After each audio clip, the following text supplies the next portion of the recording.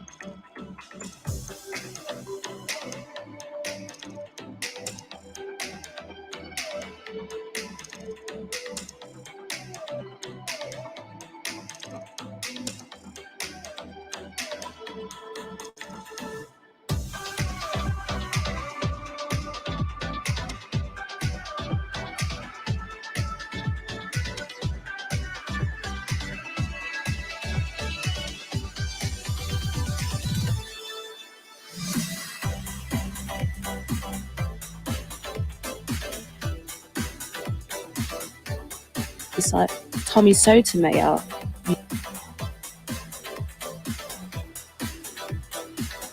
You shall be. Thank you.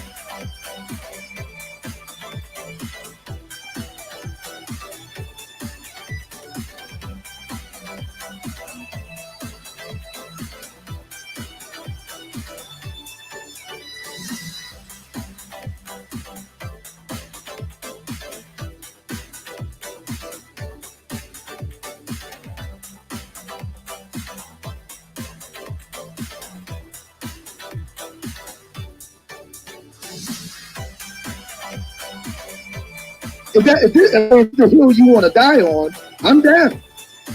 If this is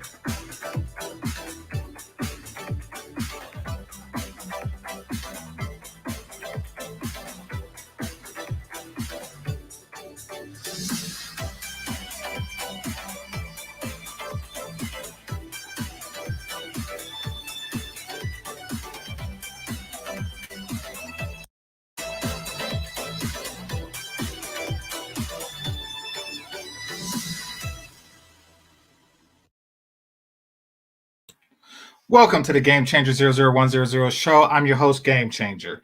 And yeah, so Christelyn Karazin, you was well, Kevin Samuel said this months ago, and I decided to just stab him in the back after he was nice to me. So, that's what I do. I vet people. I look into people before I do business with them, before I do one-on-ones with them, before I set up retreats with them, before I set up femininity packets with them. I look into people before I do that. Chib! By the way, I'm trying to reduce my curse words. So whenever you hear the word chib, know that I have reversed the syllables of bitch. Know that. That is what I mean when I use that word against Christelyn Karazin. That is what that means. Now, I want y'all to, and I'm pretty sure most of the people here, because it's early here in the States, even earlier still if you're here on the West Coast. I know most of you probably came over from Jessica X's, so y'all already know what this is about. Y'all already know what this conversation is going to be about. So in my by the way, I got a new intro video for the light-skinned song, for a different light-skinned song, Forever Light-Skinned or whatever. I forgot what I called it. But yeah, whatever you want to call it, I have a new song. Somebody puts in the chat room that, Jessica X was exposed. So I went to Shira's thing and I was like, wait, not only is she saying that this chick is Jessica and the accents aren't even the same at all, like not even close. Not only was she saying that, she was saying that a dude with an English accent was Kevin. I was like, wait, what? I got you, Lord. Let me just get to a good stopping point. I was like, what? I was like, okay, so not only is it bizarre for her to say it, it's bizarrer for her to actually follow through with it and post it up and actually just kept going at the person. But she did. And I was like, oh, this Chib, she is something of a buffoon, right?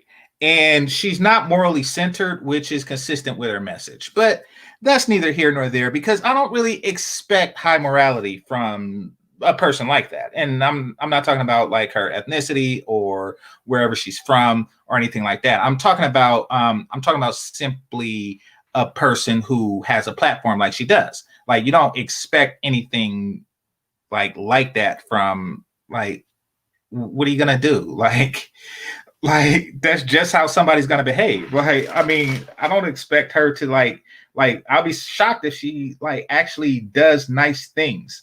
Like, if I seen her give $1 to a homeless, I'll be like, oh crap, But no, she has a platform based on suckering men out of money. Like, that's what she's about. That's who she is. Like, I don't expect her to just be benevolent like she reads to the elderly on the weekend. I don't expect that from her.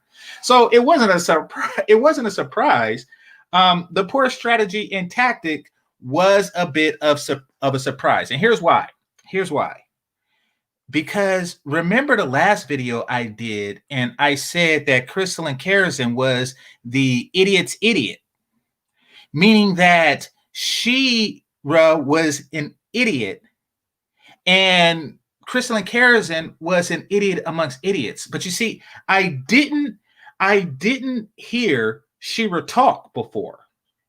Not really. Like, I didn't really hear her say anything but, sprinkle, and how she's eating the inside of her face. But so I didn't really know. And she was kind of quiet on the thing. And I thought that was just like ironic intelligence superior to Christelyn Karazin's. But nope, they are equal idiots.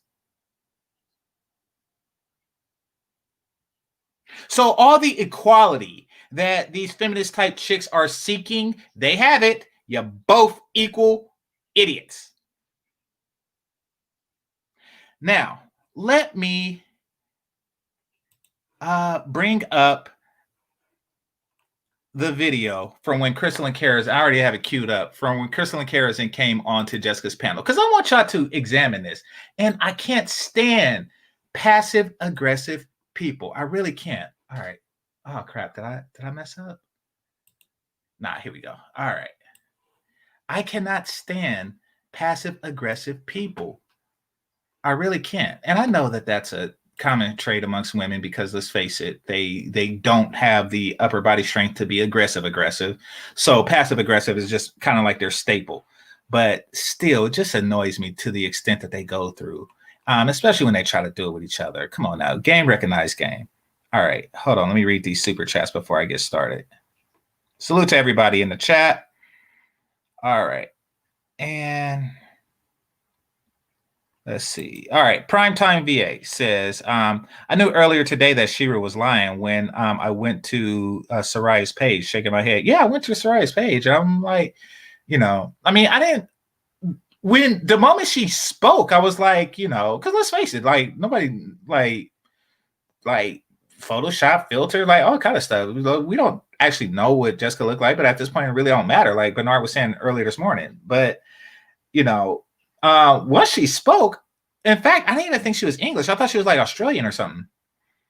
So I was like, wait, are you kidding me? This is the best you could do? And then a dude came on in a black shirt and she was like, oh, and this is Kevin? I was like, oh, this chick is just nuts.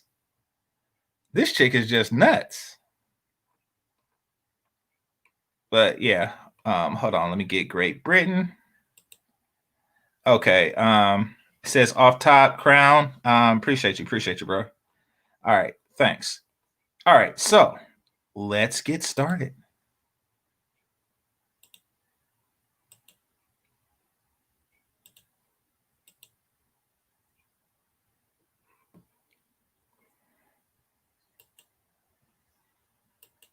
And let me just gather this, because I'm reading from your super chats. I didn't catch all of your comments, but from your super chats, you're upset that or maybe not upset, but you've obviously noticed that I made 3 videos with your name in the title. So do we want to go from there?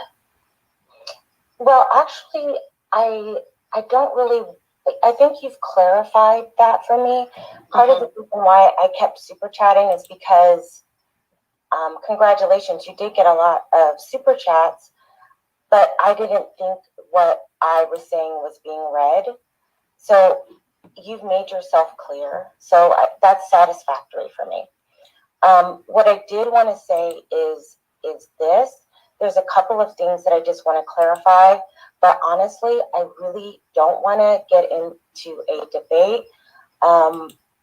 But honestly, I just don't want to get into a debate. But you forget, Game Changer has you recorded. And you was talking shit about Jessica. She was all kind of pick Misha exes and stuff like that, and all kind of like dusty protectors. You was talking shit, and I bet you that video is still up. I bet you it's still up. It is still up, and I am going to find it. Why? And even if you take it down, guess what? I already recorded it when I roasted you before. It's never going away, ever. That's right. That's right. You was talking shit, and now you come hat in hand with your pink hat and your pink hand, And when you took your hat off to put it in your hand, your wig came off too. Nope. This is not going to go away. I hate you, passive-aggressive chibs. If you have some questions that you want to ask me, I can stay on for a little bit, but I just want to clarify a few things. In regards to Kevin Samuels. And I think this is a good time for me to clarify, and I hope that once I say what I say, I don't have to keep saying it. So in regards to Kevin Samuels, yes, I went on his show. Yes, he was very kind to me. He even gave me a wrench. I admire the... Oh, you went on Kevin's show, huh? He was very kind to you, huh? And then you stabbed him back, huh? You've been writing them big body beans, huh? I can't speak Florida. I don't know what the fuck they were saying on that song, but y'all know what I'm talking about. Format of his show. I've even adopted some of the things that he's done to make my show better. I think that imitation is the highest form of flattery. So when I called in his show, and as Mr. Ali alluded to, I probably should have done more. Mr. Ali, don't you just... these passive-aggressive chibs, I'm telling you. Research about what he said, but what happens is that when I study someone, when I agree to go on somebody's show, I pay more attention to their content so that I pay more attention to their content. Did you pay attention to Shira Seven's content when you went on to her show? Huh? Did you pay attention to that? Who's that chick that talk about, doing the A word to black boys? You know that this chick talks about doing the A word to black boys, and you went on her show. Huh? Oh, but I thoroughly research people before I go onto their show. Bullshit! That's right. You don't give a damn. Stop pretending like you give a damn. Stop using your Valley Girl voice on Jessica like, oh, I was just doing my research and I am so sorry that I didn't know that I came across a nefarious person in the form of Kevin Samuels. Chib, you are full of crap. You are full of pink crap and sprinkles. All right. You don't research nothing. You bring all kind of assholes on your show. All kinds. Regularly.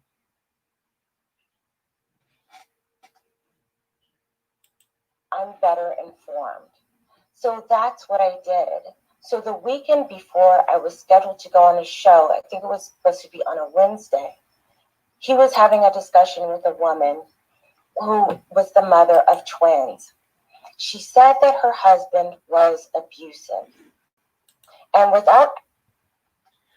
See, so basically you just combed through his material and then you found something and now you're trying to put it in the worst light you can possibly put it in so you can justify your behavior towards Kevin. All right, I'll bite, but now you got some dirt on Shira.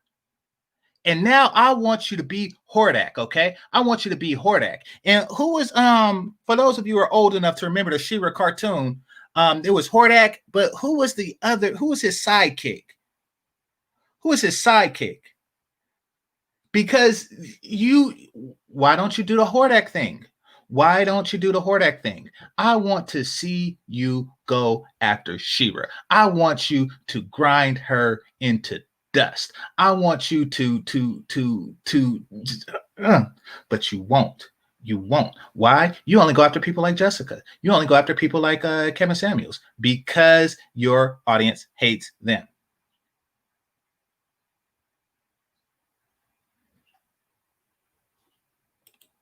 Asking her about what the abuse was, he told her, because I guess she decided to leave.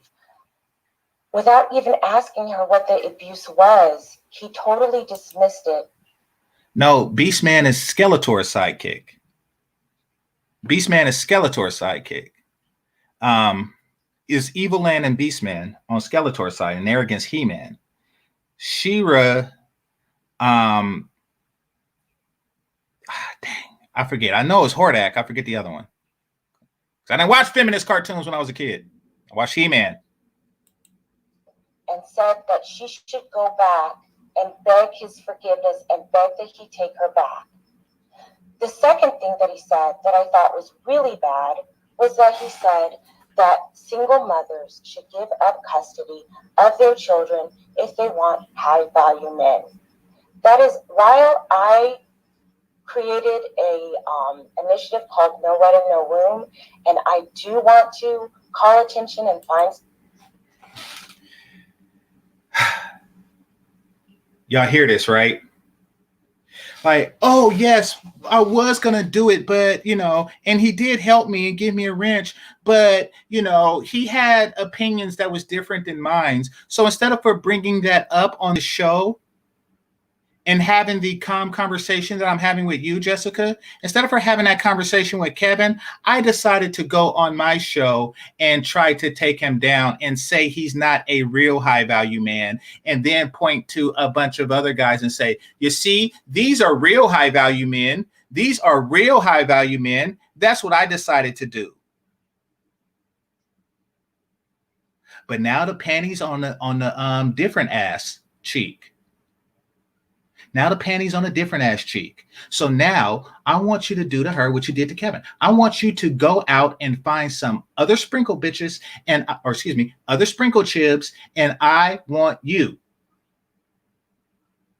to say interview with a real sprinkle chib. And then I want you to get a white sprinkle chib. Okay. And then I want you, just like you did with the Cassie West. And then I want you to say, oh, you see this? This is a real sprinkle chib.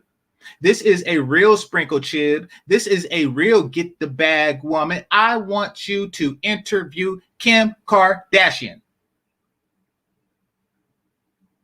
I want you to interview Kim Kardashian. I want you to interview real level up chicks and shove it in Shira's fake face. That's what I want you to do. I want you to get like a real, actual, currently married basketball, football, baseball wife. And I want you to put it in that person's face like a PhD puts his PhD in the face of the homeless. That is what I want to see you do, you awful chib. Solution to the 72% out of wedlock rate of children being born, not the 72% rate of Black women being baby mamas. That is not true. 72% of... Who said that was true?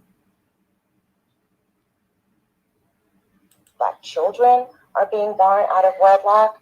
That is not cohesive with my message. And I made a decision. And honestly, that decision hurt me. I could have, in the short run, gotten a whole lot of subscribers. I could have gotten more business. I made a decision based on my principles. That's why I made a decision based on my principles. Well, what is your principles telling you to do now? What is your principles telling you to do about this face-eating chib? Huh? What is your principles telling you to do now? You are faced with an equal moral dilemma.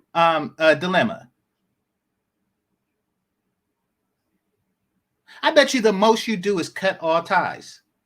Like you should have did with Kevin. You should have just said, you know something, Kevin? Never mind. Never mind. That's what you should have did, but you didn't. You want to know why? Because you're a chib. So you went the extra mile. Now I want you to want to watch you go that extra mile with her.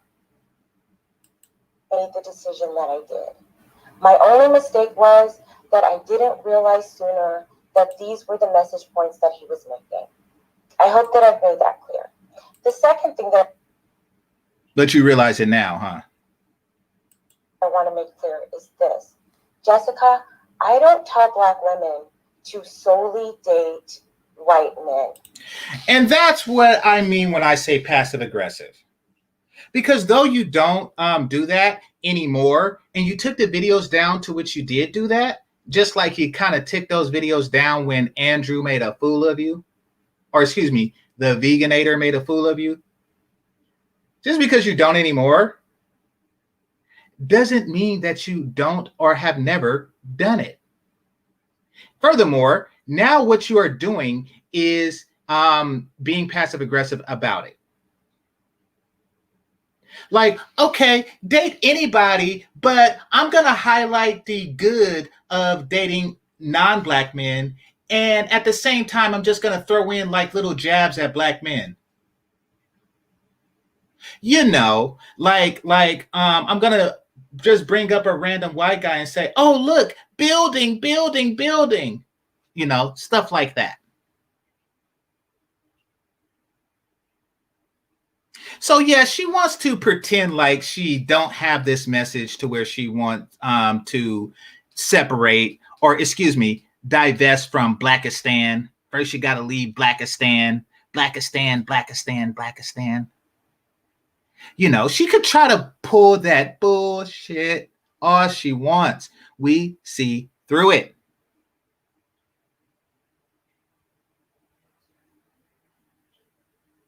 You know what she is? And this is no shot at the people who are this. Years ago, right? I was at a cold bus stop, right?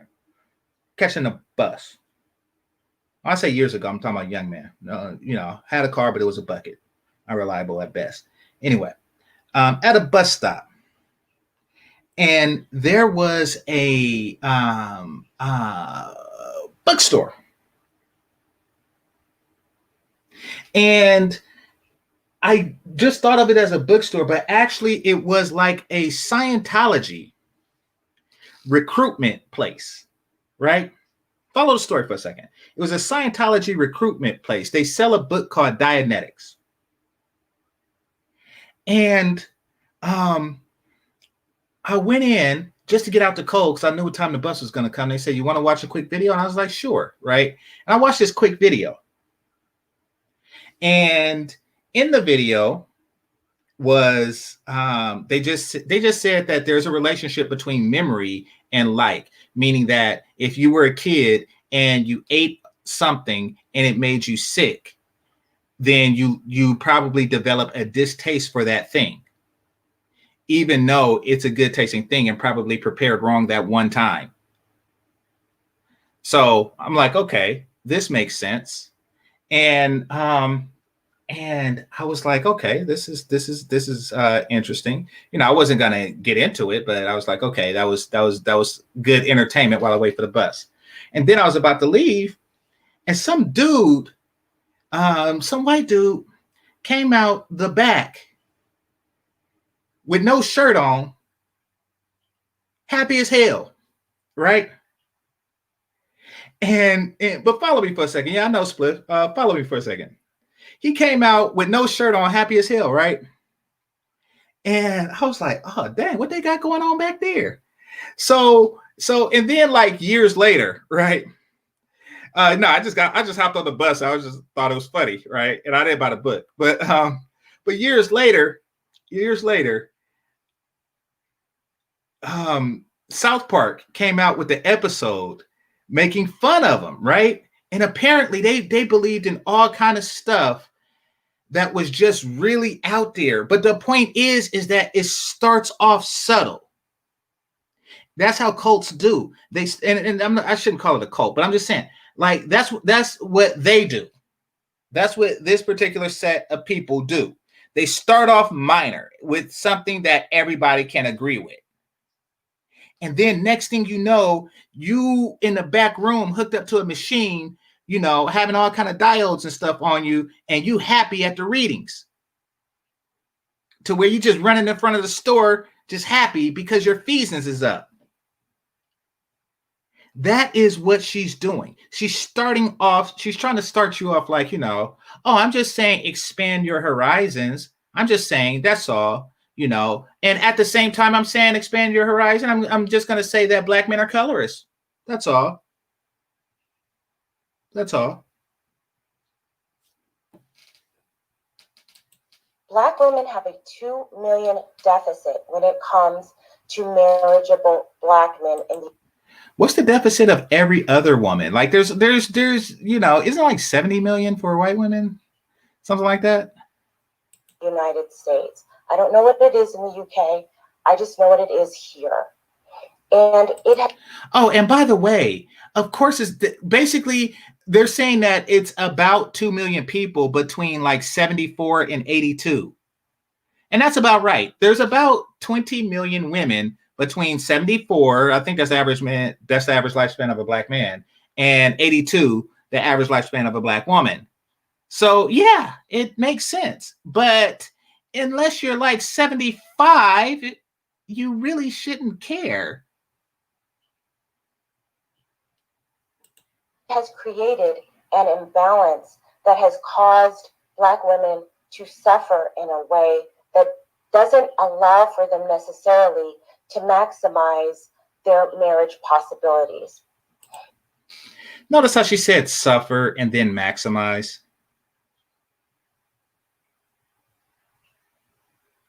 Is there a black woman amongst us that can't get a date?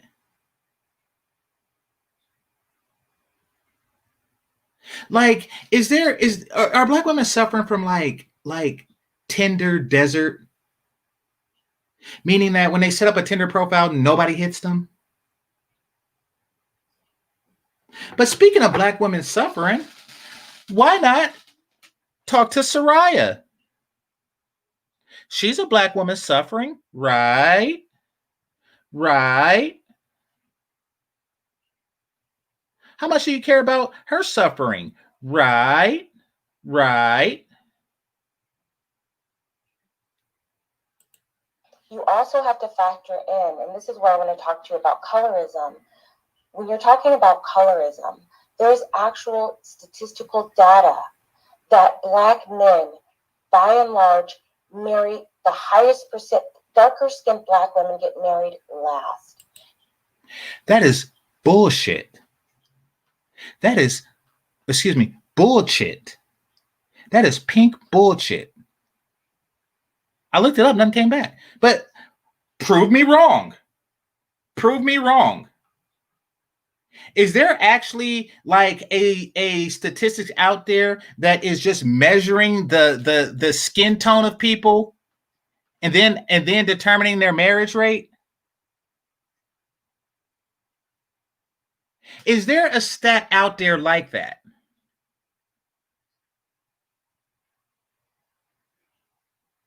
Or is this just complete and total and utter bull? Exactly. It's convenient. It's like, oh, yes, you know, there's stats out there. And I hate it when people say they're out there. I hate it when people say that they're out there. They're just out there.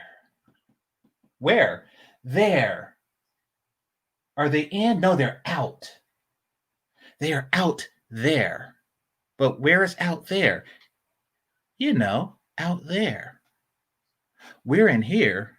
These stats are out there.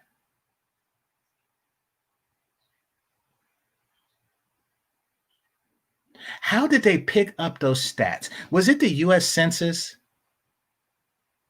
Because we all did the census, or we all was supposed to do it last year, and they didn't say, are you dark-skinned or light-skinned? Are you married or not? There is no stat. You are full of shit. You are full of shit.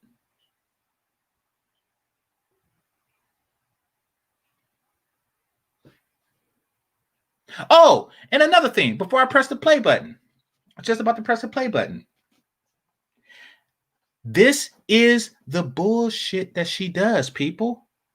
This is the bull that she does. Now, and what I mean by the passive aggressive bull, okay, actually, I'm going to rewind it. And I know y'all like when I do the slow motion for you. So I'm going to rewind it and do the slow motion.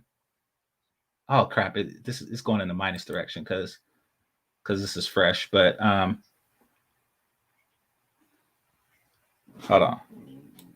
That decision hurt me. I could have, in the short run, gotten a whole lot of subscribers. I could have gotten more business. I made a decision based on my principles. That's why I made the decision that I did.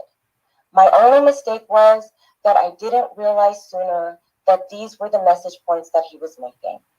I hope that I've made that clear. The second thing that I want to make clear is this. Jessica, I don't tell Black women to solely date white men. Black women have a 2 million deficit when it comes to marriageable Black men in the United States. I don't know what it is in the UK. I just know what it is here. And it has created an imbalance that has caused Black women to suffer in a way that doesn't allow for them necessarily to maximize their marriage possibilities.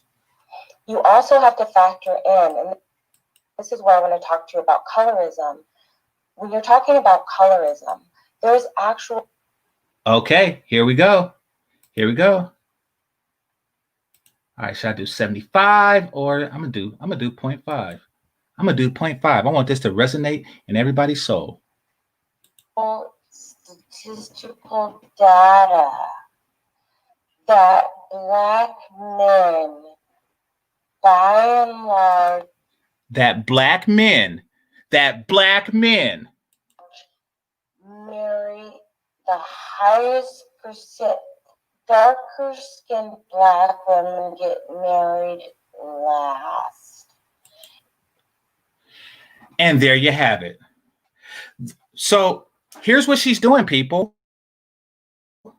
I'm just telling people to open up their options. And at the same time, I'm telling them that black men marry dark-skinned black women last. They marry us last. Okay, I'll bite. Guess who else marries black women last? Everybody! Each and every single body.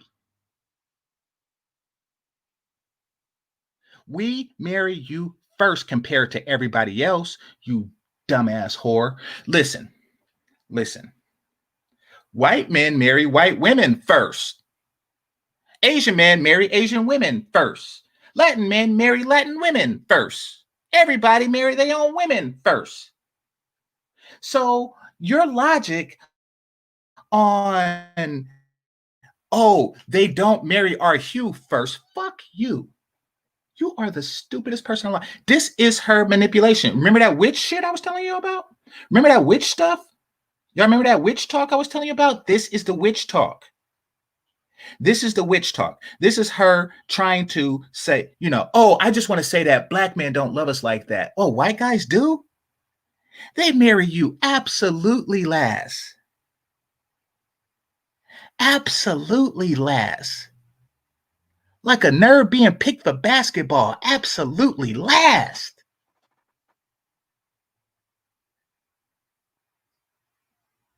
Chronically.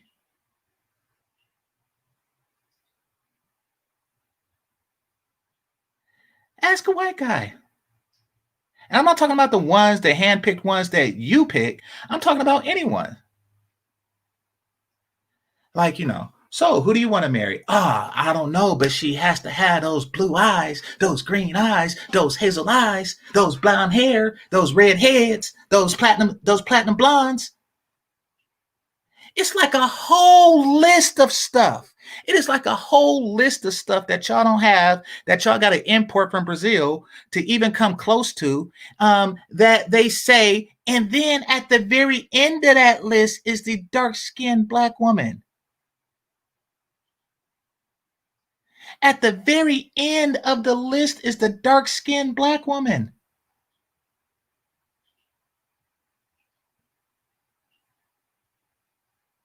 And I'm not talking about like the list of all the good stuff. Nope. There's all kind of stuff on that list before you. From the rank and file Anglo-Saxon. There's midgets on the list. There's blind. There's albino. There's left-handed people.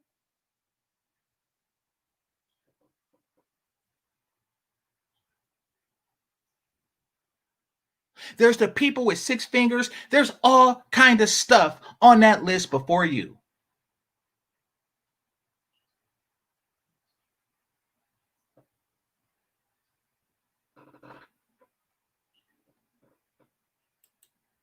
If you love.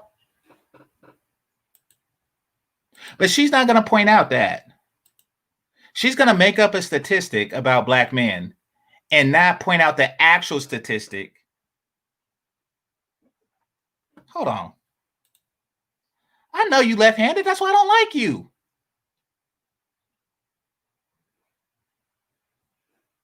But what I lost my train of left-handed people.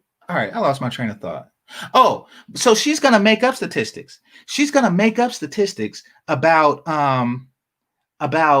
black men. They marry the light-skinned girls first. She's gonna make that crap up. But even though there's actual statistics about white men marrying white women first, she's never gonna bring that up. Not on her show, not here, not anywhere.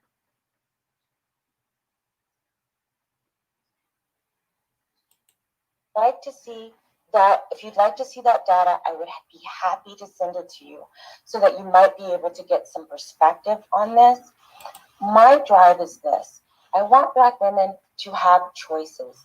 With choices comes power. With power comes respect. I want them to entertain all of their options. I'm not telling them to solely focus on white men. Nope, you just highlight the negatives or even make up negatives about Black men while just painting the white men as this gleaming alternative. You're not slick and you're not smart. Everybody sees through you. Because you're right. There's only a certain percentage of white men who are going to be interested in that. However, oh crap! Since my book came, my bad. Left-handed people got me. Hold on. Let me scroll up to get these super chats. All right, Keith, I appreciate you. Keith Lashley, I appreciate you, brother. It says, Christelyn, to say Black men marry out the most and ignore the fact that single motherhood within, single motherhood with is, I think you mean in, within, which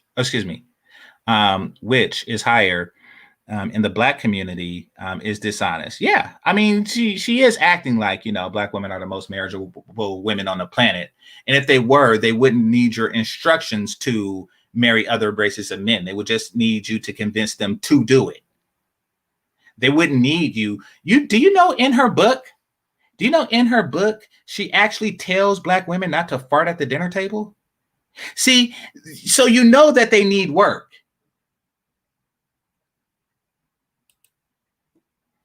Okay. The one, I appreciate you. See, I appreciate the 715. By the way, if y'all want to send Soraya, something, go ahead and just put her name in the Cash App and I'll send it to her, or the super chat and I'll send it to her. And do like this. So notice how the one did 715. So 715 is the amount. If you want to send $5, then that's 715. So I'll take the 30. I'm not gonna pay the 30. I already sent my donation to Soraya. But so that's $5 after 30. If you want to send her 10, then it's $14.30 is the amount for that. So, and that's how, and so on and so forth. So yeah, that's how that works. Okay, so compared to white and Hispanic women, Black women marry later in life, are less likely to marry at all, and have higher rates of marital instability. Yeah, I mean, it's unfortunate, but true. That's something that they have to work on, but it's not this whole 2 million thing. And it's most certainly not, we marry light-skinned chicks first. Out. The interracial marriage rates of Black women was at 9% when my book came out in 2012. In 2015, that statistic went up 33% to 12%. That's not how you do percent increase. You don't just add it. But okay, let's do that. Let's do that. Or excuse me, you don't just take the 33% of 9, which is 3, and then add that to 9 itself. That's not how that works. But anyway, let's go with that for a second. Actually, I'm going to play a little bit more because she's going to say something. Then I'm going to point out what I was going to say. And that was in 2015. I'm looking forward to seeing what the new census data will reflect. Oh, really? Because that was 2015. It's been a long time. It's been a long time since 2015. So, see, here's the thing. 2015 was like a glory year for them. And note that 2015 wasn't even a census year. 2016 was. 2015 wasn't even a census year, but 2015 is like the glory year for swirlers, where it was the highest ever. Like if you were to look at a graph, it probably would peak and then just top off at 2015 and then go back down.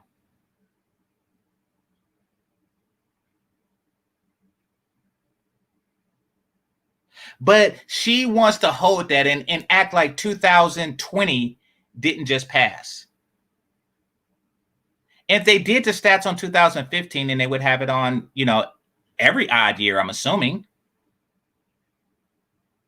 So yes, new numbers came in since then, but she don't have those new numbers. She just has the 2015.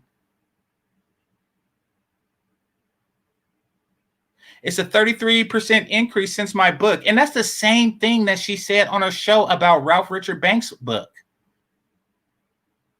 Things like that fluctuates. And she just monitors the fluctuation and says, yep, it's increasing.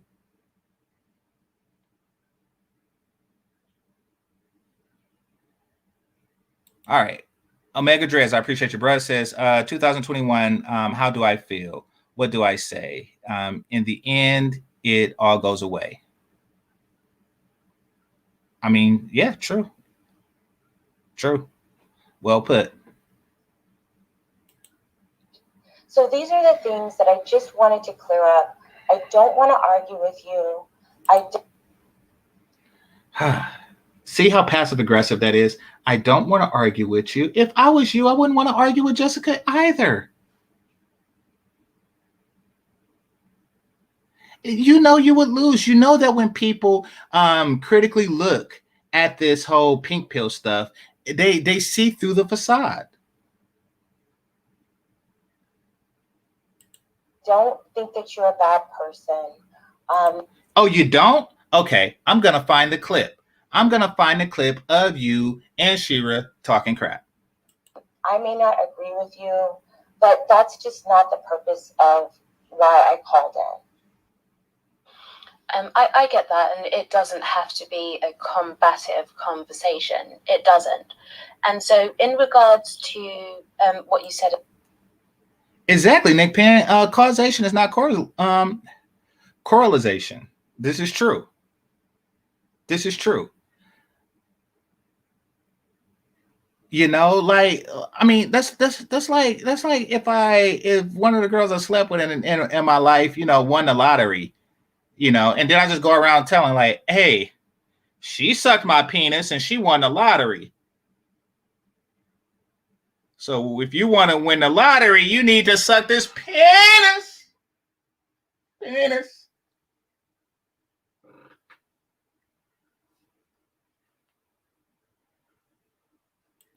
About, you know, Kevin Samuels and the clip with the lady with twins. I'd have to go and watch that for myself, because I know from the whole Miss Average at Best situation how things can be twisted, how things can be misquoted, how things can be represented in a way that they. Yeah, I know that the pink pill came after Shira 7 was on, but like, do y'all really want to hear Shira? She was just talking. She was just trying to loud talk and go back and forth. You see, I really was gonna do Brady. I would like to, but I really was gonna do Brady. But then this stuff happened, and I decided to clip Chris, and I might do Brady later. That would be nice. But hey, you want to win the lottery? Not Brady. Why do I get light skinned girls confused? Not Brady. What's that? Janae. I wanted to do Janae. Because she did a thing. She was right before Shira. But then this happened. I'm like, okay, I'm gonna cover this chick.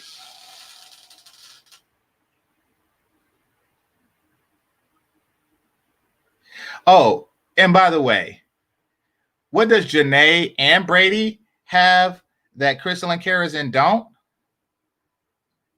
Younger, hotter, sexier, childless. Just saying.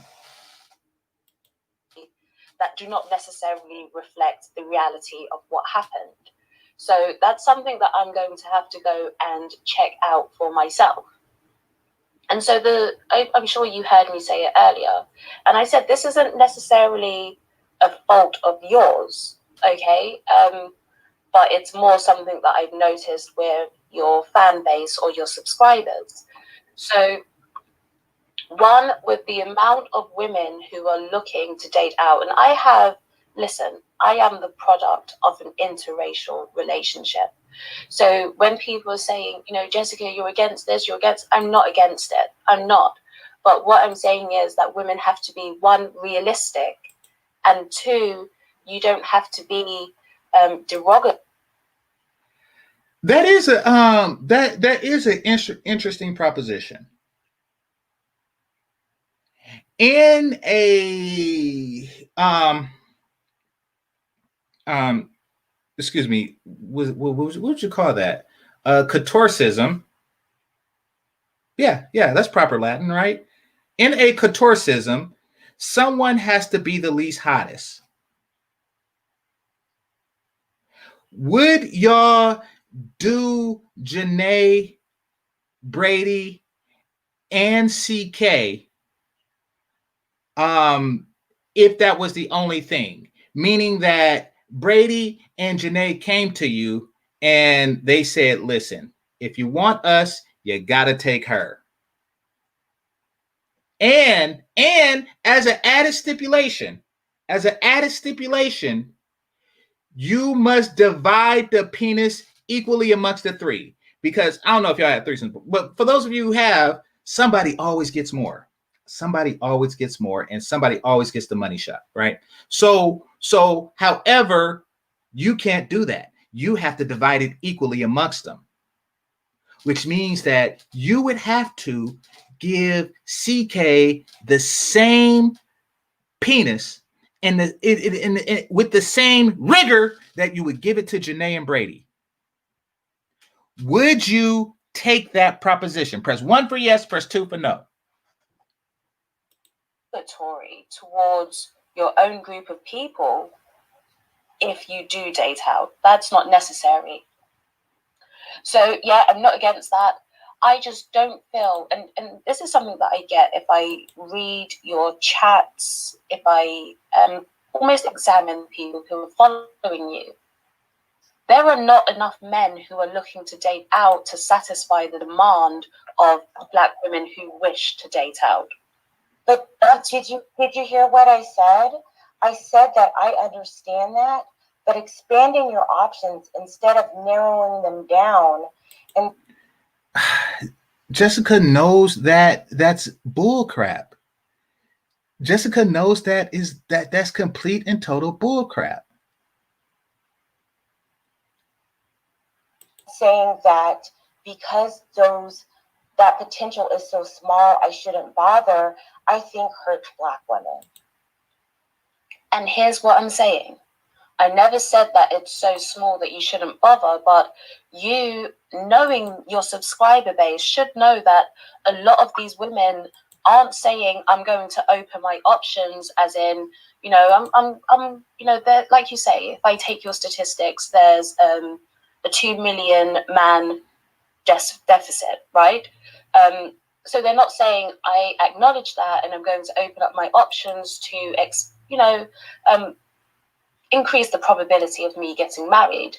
What these women primarily are saying is that I'm divesting from Black men, I don't want to date Black men, and I want to date outside of my race, whether that be white, Asian, whatever it may be. So these women aren't exploring their options, they're doing the opposite. They are limiting their options.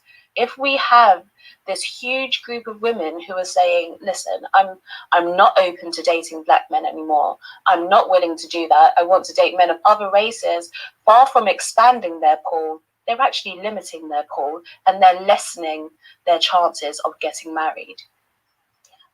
So I want to give you an example of something that just happened while I was in the chat.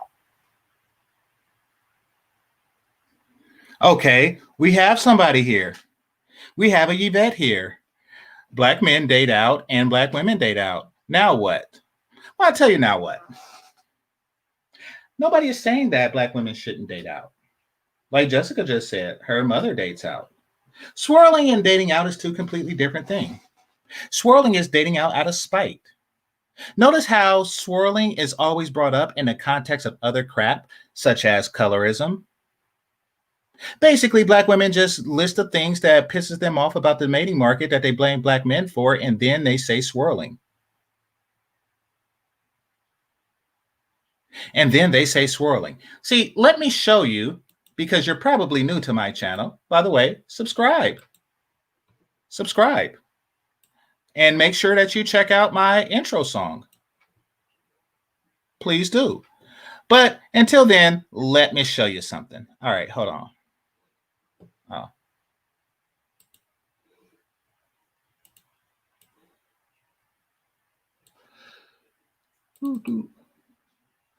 How will I know if he really loves me?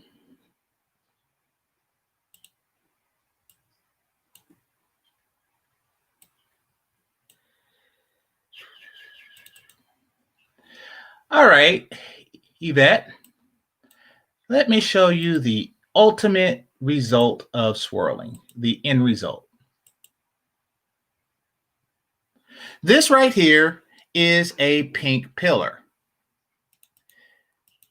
She is chronically on Christelyn Karazin's page, and she is a member of the swirl community. She is a swirler. She is constantly sending hate messages against Black men. She hates Black men.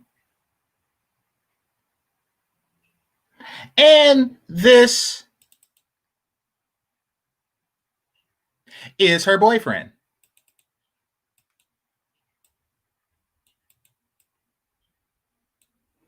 Now, I did a stream about this, Yvette. I did a stream about this. And she says that, yes, but she loves this guy. She loves this guy. He is a 40-year-old skateboarder. Now, Yvette, if you ever go to a skate park and amongst the 14-year-old boys drinking Mountain Dew, you see a 40-year-old man, and he's like, and you're like, I wonder who is sleeping with the 40-year-old man, the creepy 40-year-old man who's skating at a park with teenage boys. This woman is. This woman right here. This woman is. This is the end result of swirling. Not only does she not date Black men, she will date any white guy that will have her. Now, I know what you're saying. She probably leveled up. He probably, even though he is a 40-year-old skate bro that dresses like this,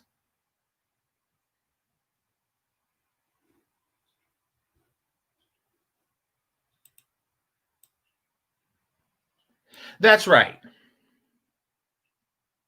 He is dressing like he is going to go to a Jihei parade and then afterwards go to a hip hop concert in the 80s.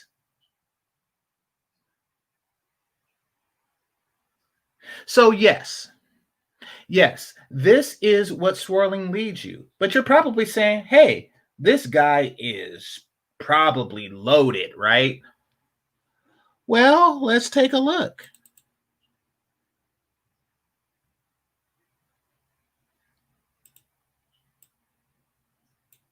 Yep, this is their couch. This is their couch. This is their living room. If you want to call it a living room, it's not very large. It's the size of a dorm room. I've literally had sex in dorm rooms that was bigger than this. And I also had sex in one of those campers that they give to people in the Air Force that was bigger than this. I think those are also called dorms. Barracks. Barracks. Now, I said this before, there is a blanket on the couch to cover up years of stains. And his hair that used to be on his head from when he was younger is probably still on this couch.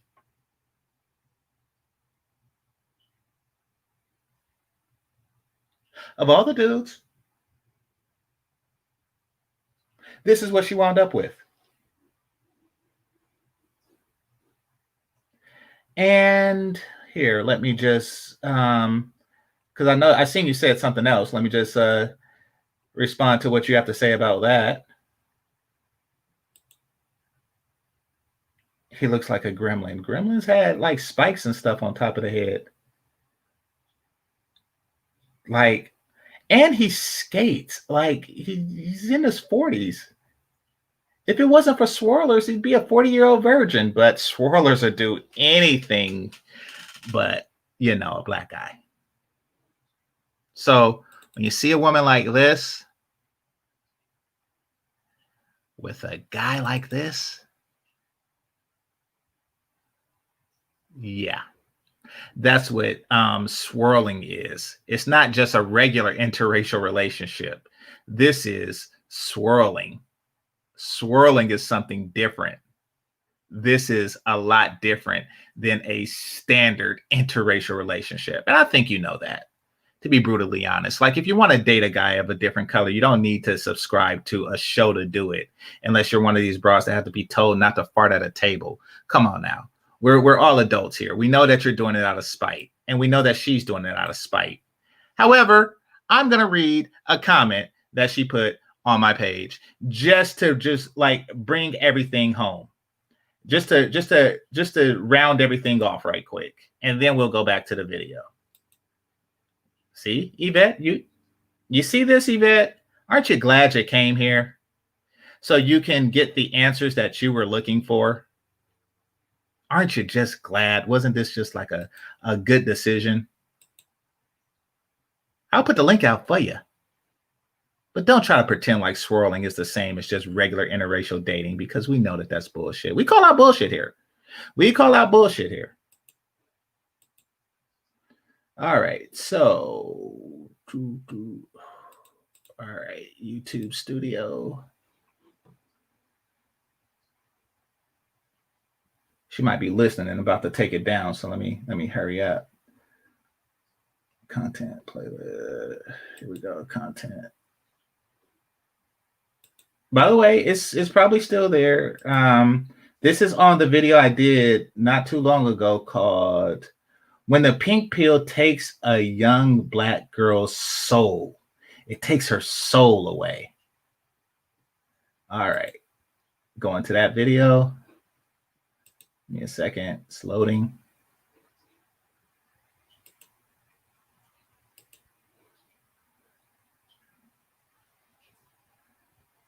All right.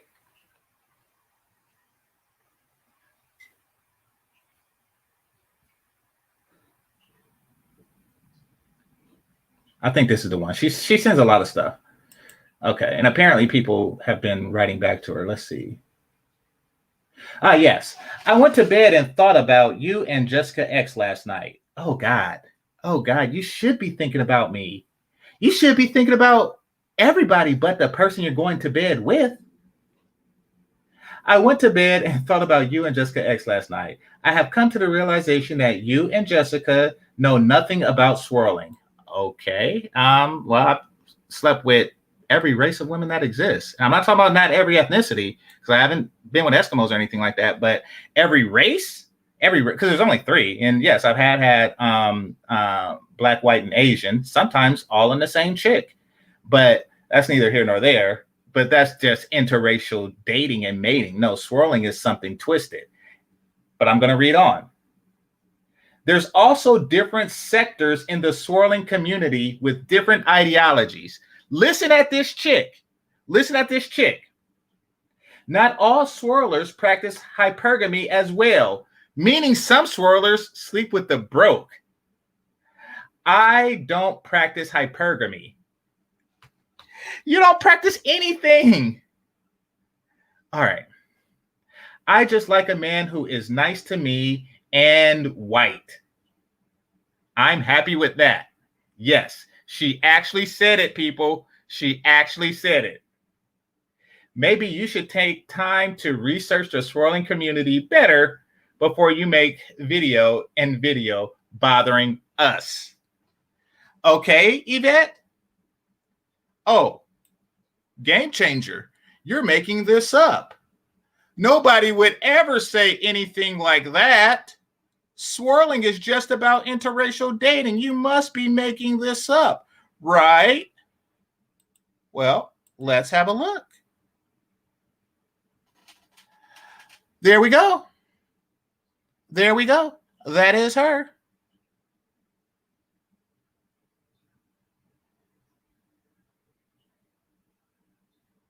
That is her. That is what she said. I went to bed and thought about you and Jessica last night. Oh, I never thought about you in bed ever. I've come to the realization that you and Jessica know nothing about swirling.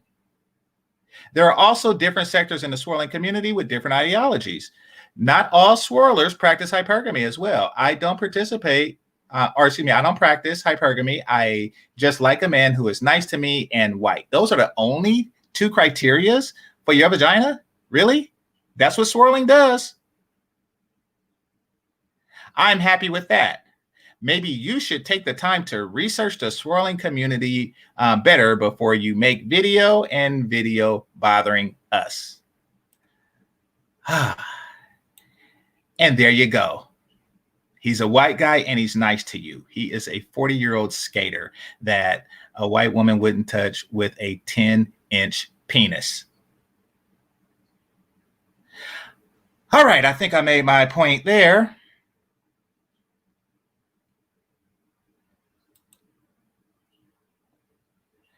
And now let's go back to the video at hand. What's going on, Sister George?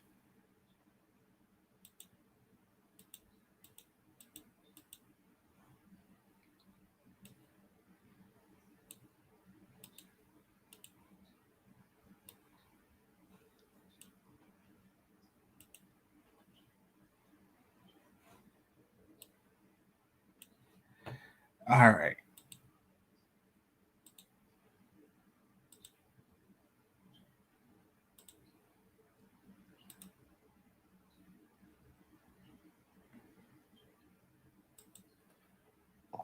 Somebody said Christelyn is a dark roach. And an ugly chib.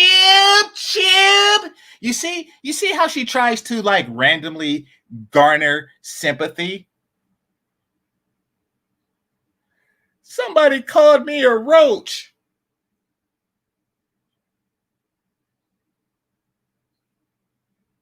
So? You do look roachy. You do look roachy. Like, and because as y'all know, I grew up very poor. And a side effect of poverty sometimes is roaches. And we had them. I never want. That's the worst part of poverty. Believe it or not, it's not even the nagagas and stuff like that. Believe it or not, the worst part of poverty for me was roaches.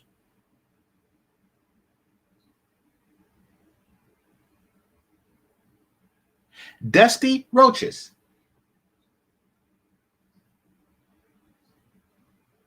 And I seen a black roach get with a brown roach.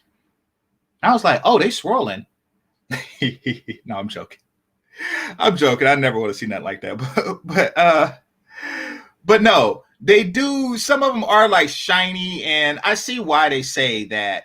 Basically, they're saying that when they say she's a roach, they're saying that her skin texture is roachy. Like between the shine and the looseness of the elasticity of it, they're saying that her human skin is much like roach skin.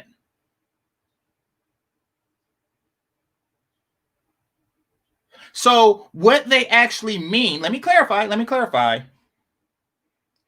is that, Christelyn, you look like your skin was a bunch of roaches sewn together, is essentially what they're saying. Like they took 100,000 roaches, cut off their hide, glued it together, and wrapped your innards in it. And that is you. That's what they're saying. They're saying that if you touch a cereal in their bowl, then it would ruin the entire cereal. No matter how decent you think you look, you spoil everything just with your presence.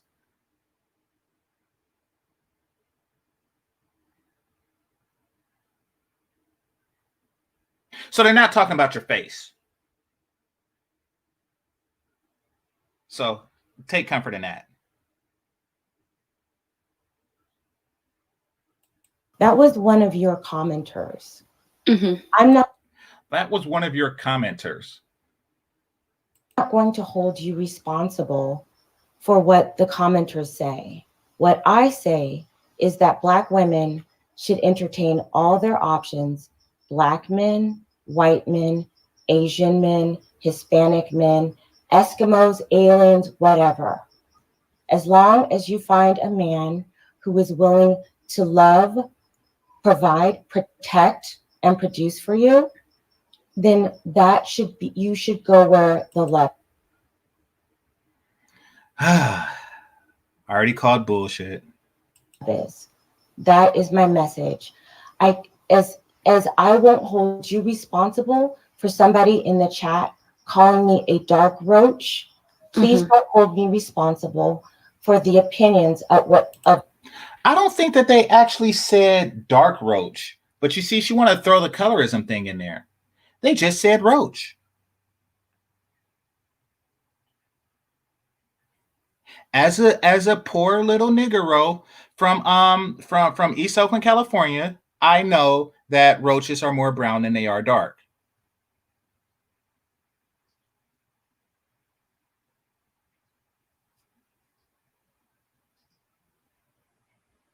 Uh-oh. We have another one. We have another one. I'm Tony Montana, you cockroach. You cockroach. I'm Tony Montana, you cockroach. I'm Hotel Rwanda, you cockroach. But let's see what April Dawn has to say. But that's what Black men do, is spoil everything with their presence. Killjoy, who destroy their communities from many different angles. Obviously. Yeah, that's pretty much it. That's pretty much it. Got a big penis, though. All right, let's continue. of what some of my commenters say. Right. And one, I want to say this to the chat right now. I don't advocate that sort of language. I want people to keep it classy. I want people to keep it I advocate that type of language, you cockroach. respectful, right? That's not something that you'd ever hear coming out of my mouth. You guys knowing me, watching me, you'd know that I wouldn't find that language acceptable. In fact, I called out a lady the other day for calling Black women roaches and nappy-headed.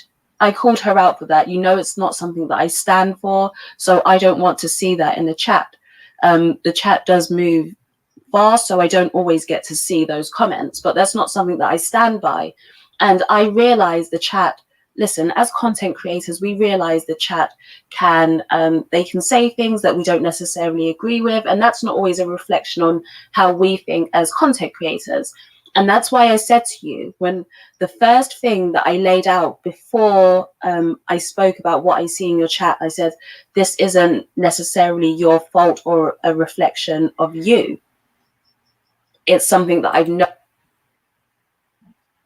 It is. It is, really.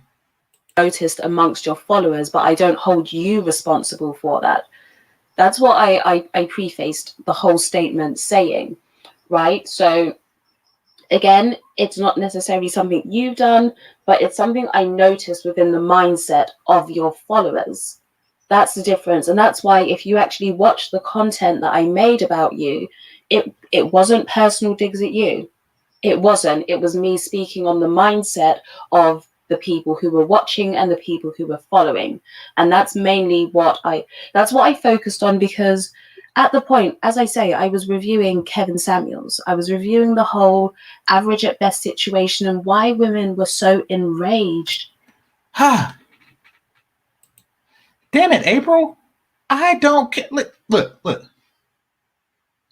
Would you like some penis?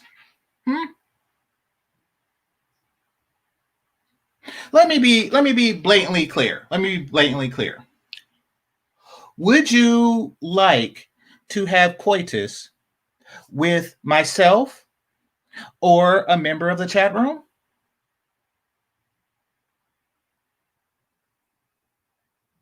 Would you like for one of the over 100 men in here to place his penis inside you?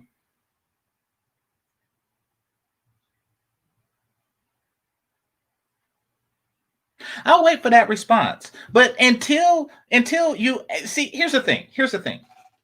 April Dawn.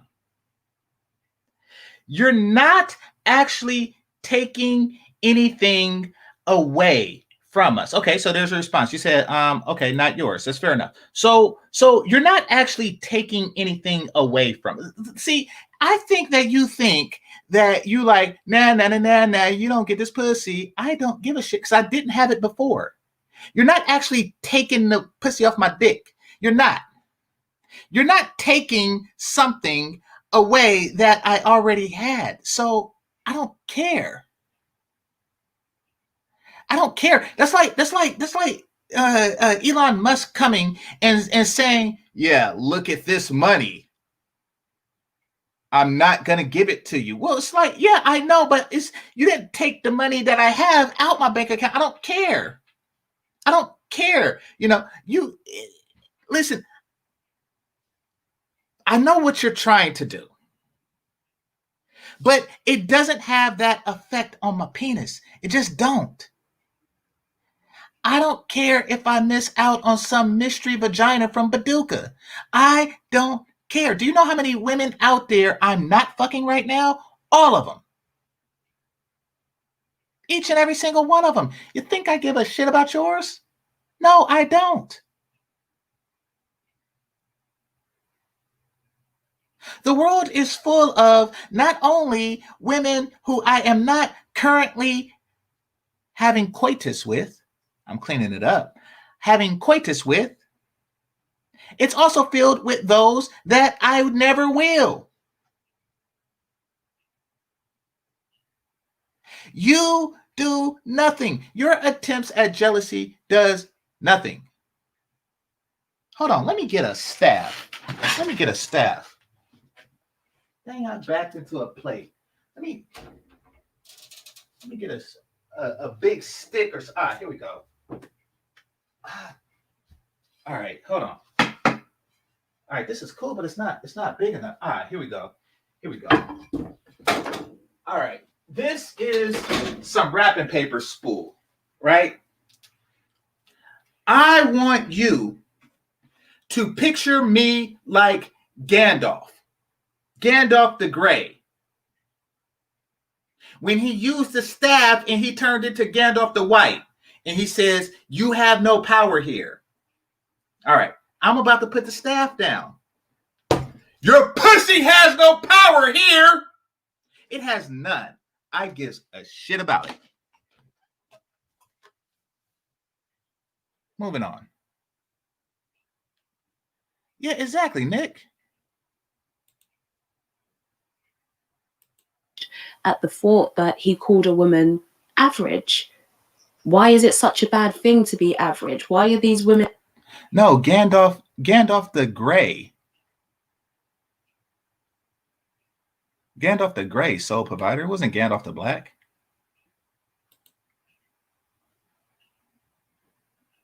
Your cat shall not pass. Oh, shit. I didn't even know. This is some old wrapping paper. been so angry. That's what I was examining at the time, as opposed to it being an examination of you specifically. It was more an examination of the mindset. And your channel is one of the channels where I could see that mindset exemplified, and that's why I chose to cover it. What would you say? Canned off the light-skinned, canned off the biracial. Y'all trip. To Kevin Samuel's comment, he says, in addition, you were treated with nothing but respect, and subsequently you've gone over half a year of insulting me and my platform. No justification for your persistent direct discussion of me. What would you say about that? I would say this, and Kevin, I'm glad that you're listening. Again, I was prepared to go on your show. I think we were booked for Wednesday. I like to prepare before I go on a show, and I listen to She's saying the same crap, and this is why I named the video what I named it. This is why I named the video, are you going to do the same thing to Shira 7 that you did to Kevin Samuels? Are you? Huh? Get out of here. Oh, what this chick? You still talking? Dang. Dude, really?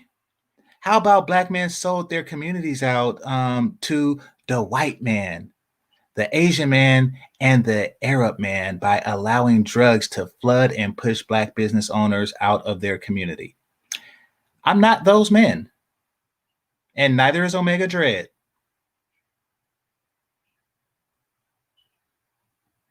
Yeah. Listen, suck his penis or don't. You think that you're going to shame him somehow or do something? Suck it or don't.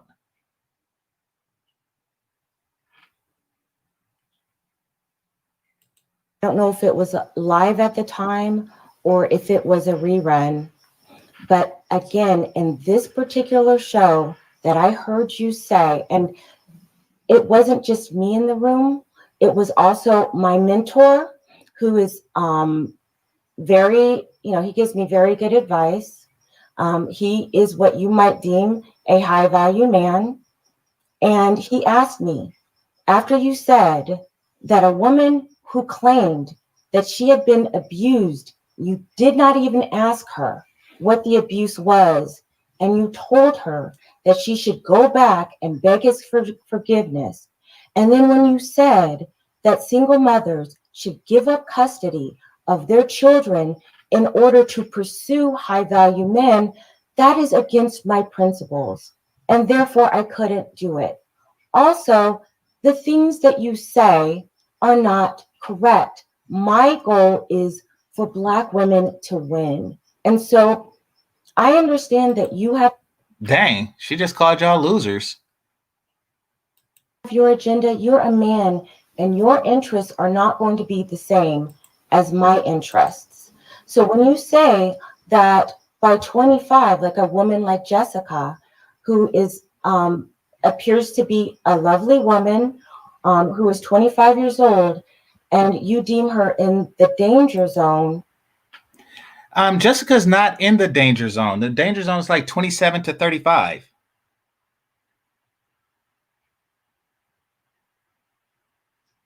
So she's not in the danger zone. But you see how she's trying to unite Jessica against Kevin?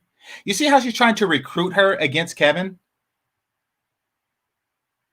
Y'all see how slick this Chib is?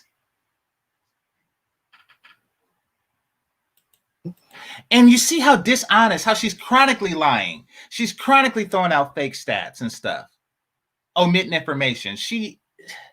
When the average marriage rates in America is 28 for women and 29.9 for men. Okay, let's look that up. I don't know. Maybe it's true, maybe it's not.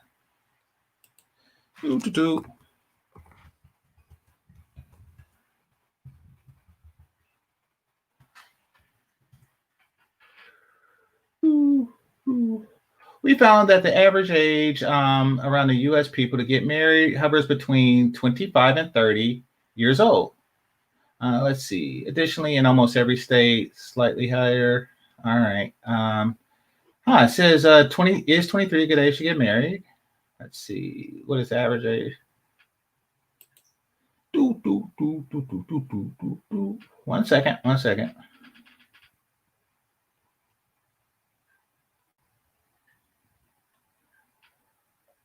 Here we go.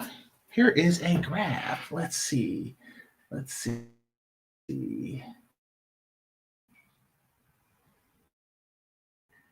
So in 2020, it's 27 for men and for women and 29. Yeah, so she's close. Okay.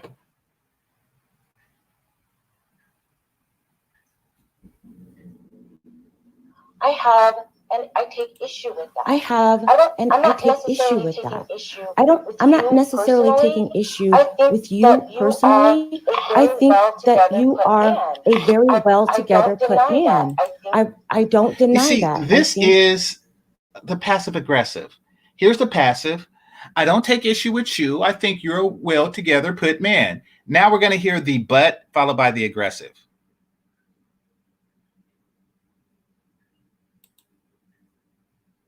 Maybe. I mean, it really doesn't matter when. He's just saying that that's danger zone. Like, I mean, a person getting married at 29 or 27, or 27, seems reasonable. That means that before the danger zone, they got with somebody and they got married.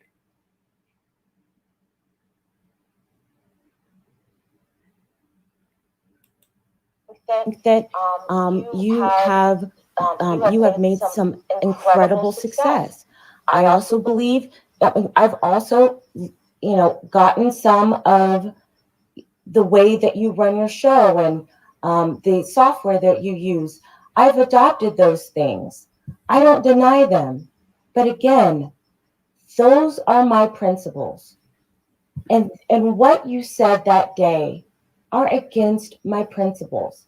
It's just really that simple. So here's the thing. Damn it. This April chick, listen. Omega Dreads is not the men you are talking about. He don't sell drugs and you're not on food stamps. Suck his penis and get him a sandwich. Or don't. But we don't care about that. What does that have to do with your mouth, his penis? Nothing. Sick of these chicks. Right. Again, like I said, I'm going to go and have a look at that clip and I'll make my decision from there. But I don't think the danger zone is a bad thing. I don't. Here's why, right? Because if we're saying that the average age that a woman gets married in America is 28.9, and I believe here it's slightly higher, right? I think it's about 30 years old. What that's showing is that this is the age most women are getting married. Most women are either searching for their husbands just before that age, hence why the danger zone starts at 27. And by 35, really and truly, you want to have secured your husband.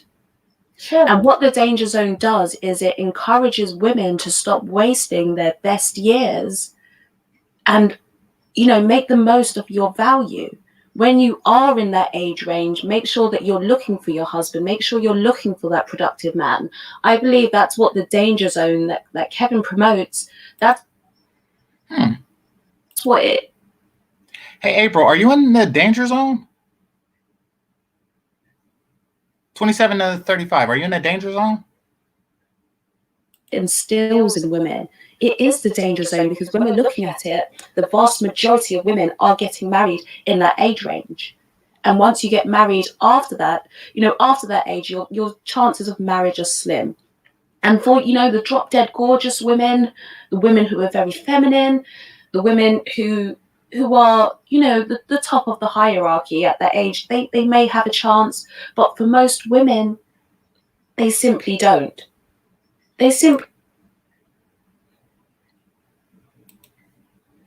Why should I? I build software and they give me money so other people can build houses and put tires on for me.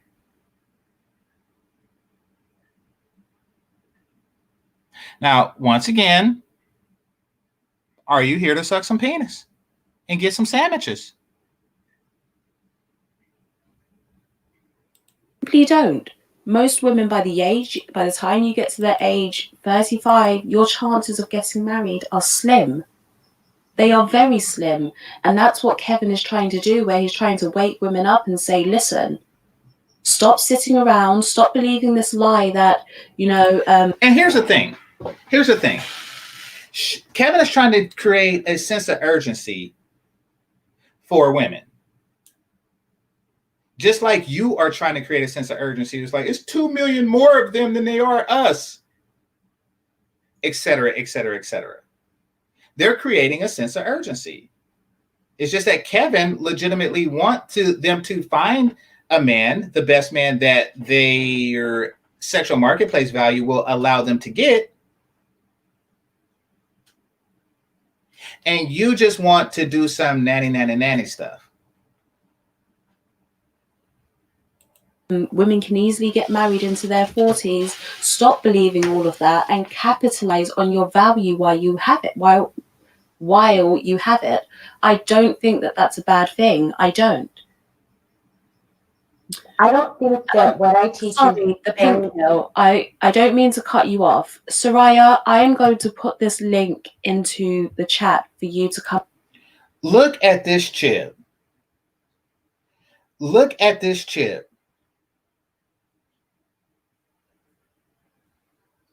Oh my God, standard. I want other men to build for me. Response.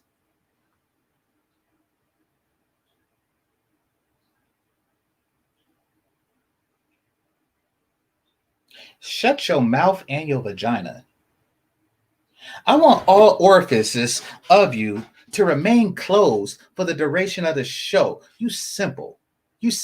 Listen, it's called division of labor. I build software, and you see this fellow here? He builds houses. He's the carpenter. This guy has a separate occupation. This guy has a separate occupation. This guy, this guy, this guy. That is how society works. If every man had one trade, and that is putting houses together, then we would have just houses and no electricity and no food to put in it. You're simple. That's how that works. And this is how they try to set you up to where, you're never going to meet their standards. They're ridiculously stupid standards. But guess what, sweetie? We don't care. Just suck his penis or be gone with you.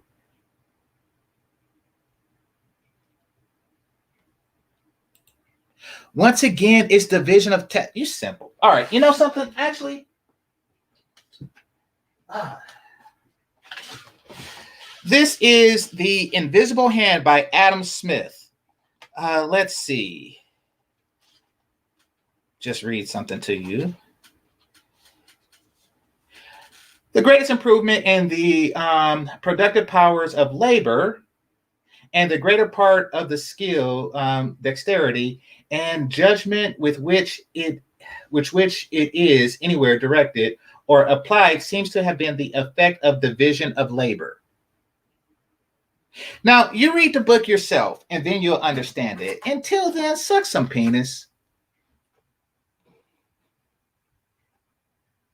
Come up, because I don't know if you saw this, the pink pill, and I don't mean to move on from the topic, but what Shira7 actually did is she posted this lady's image and name and insinuated that it was me.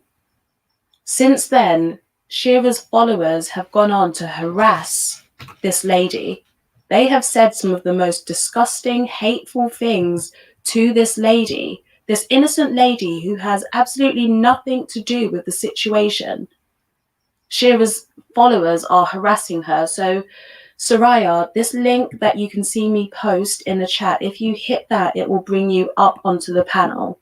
And I want to apologize for what's going on. I want to apologize to you for that, because I know that this is nothing to do with you. You're probably wondering what is going on, what's happening. So I'm sorry for that. And if you hit that link, you'll be able to come up onto the panel. I mean, Christelyn, what do you make of that? Shira clearly knew that this woman is not me. She knew that this... Now let's see what Christelyn does when confronted. Lady isn't me, yet she still chose to involve her, knowing what her followers are like, knowing that her followers are going to harass this lady. I mean, that's not acceptable. And I get that you might be upset. I'm reviewing content. You don't like what I have to say, and I'm fine with people, you know, making their commentary on me, responding. I've responded on other people's work, so I don't mind if they do the same to me. But we have to acknowledge that that's wrong of her. That's not acceptable. I don't know the full details of what happened, but I will say this. I think bullying of any kind and people, you know, going to people's channels, being cruel, saying nasty things, is unacceptable. I don't know enough of the details to make now you any know. assertion. So what you gonna but do, I will Cletus? say that I What think you that, gonna do? the harassment on YouTube and the way in which people can be extremely cruel is something that I don't think that people have a full grasp on how it deeply affects people in real life. But I'd like to just bring it back to what we talked about, what we were talking about before, and then I'd be happy to hop off so you can talk to Soraya. I would say that my message is not divergent. My message is not that Black women, no, just any women should just go out and have fun and then worry about getting married at 35 and 40. I very much want Black women to marry, you know, date strategically. So that's really my message. I don't think that our messages are that divergent. So, so I would just say that, but I'll go ahead and I'll leave the chat. Thank you for your time. Okay, so and then she's gonna leave for the sake of Soraya. So shout out to Soraya. Yeah, you didn't deserve what you went through. That these chicks are just awful, you know. And remember, I didn't even have anything against Shira, but it's stuff like this. But I'm not that chick's champion, so you know, I'll leave it at that. War Master, I appreciate you, brother. I appreciate the Cash App. You say for getting that fire in the morning. Yep, that's what the penicillin is for. That's all right. By the way, get it from the dentist so you don't have to wait. Because when you get that burn, you get that burn. Hey, don't say it didn't happen to you. Fellas like to pretend like they ain't never been burnt before. I've been burnt. It's just no fun. All right. So Great Britain, I appreciate the $5. Appreciate you, bro. All right, let's see what we got here. Let's see.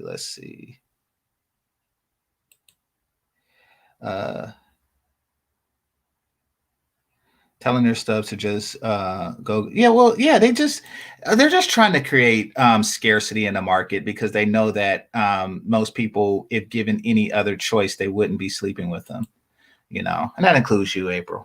Let me see. And quit talking to me. I can't stand pick me shit. We ain't cis, just what? Nobody wants to be your sister or husband or brother or father. And I'm pretty sure you know about that last one.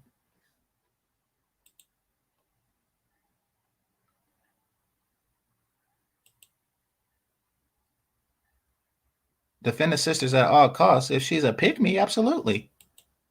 If you ain't defending pick-me, then you ain't defending shit.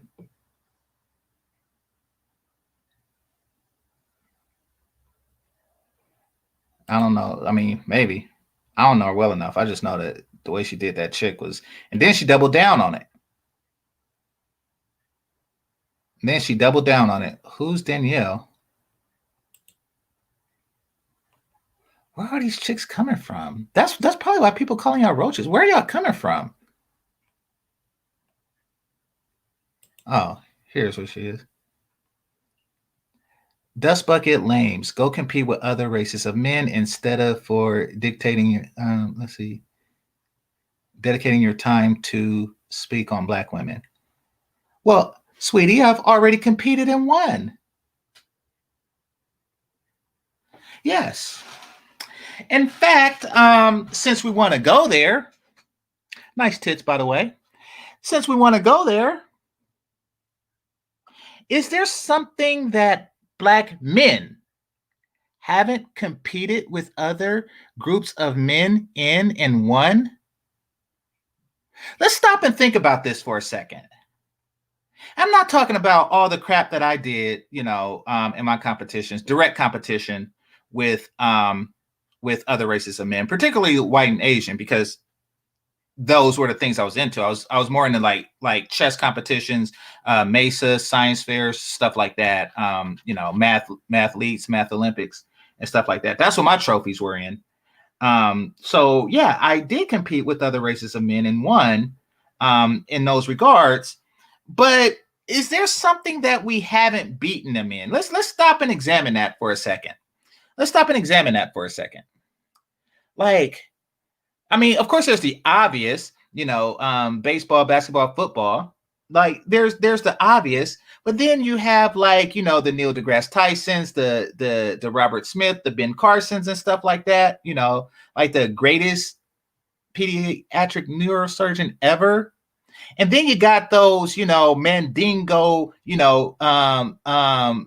beat ass brothers, the Ali's and stuff, and all of those. So you have academics, you have economics, I'm trying to think. Maybe y'all can tell me what haven't we beat them in once. And then when you do that, right? And then when you do that, I want you to tell me, what have you beat other groups of women in? Like, what have you? Are you better at being a mother than, say, an Asian woman? Are you better at sucking a penis than an Anglo-Saxon woman? In every measure of femininity, what are you beating them in? Explain me.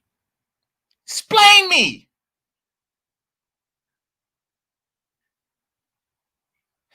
What aspect do you beat the other groups of women in?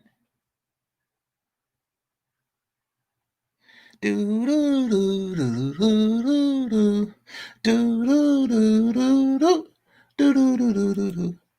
Oh, we have an answer. We have an answer. Let me just do some research. Okay.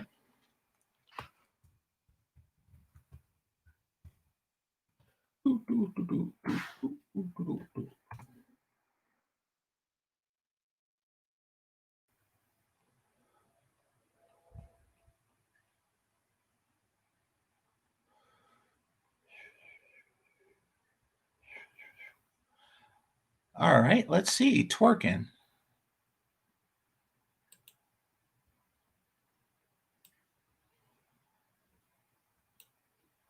All right, let's take a look here. Maybe we're on to something. So, yeah. If you are winning in a dance that you made up, then congratulations. Nobody can gyrate a booty like you. Let's see, shall we?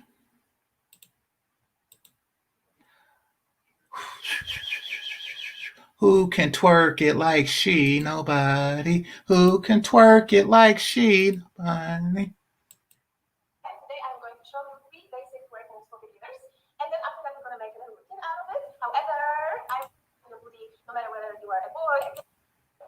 So how do you pop your booty? So you drop it down, your knees go out, and then every time I will pop my ass up, I'm going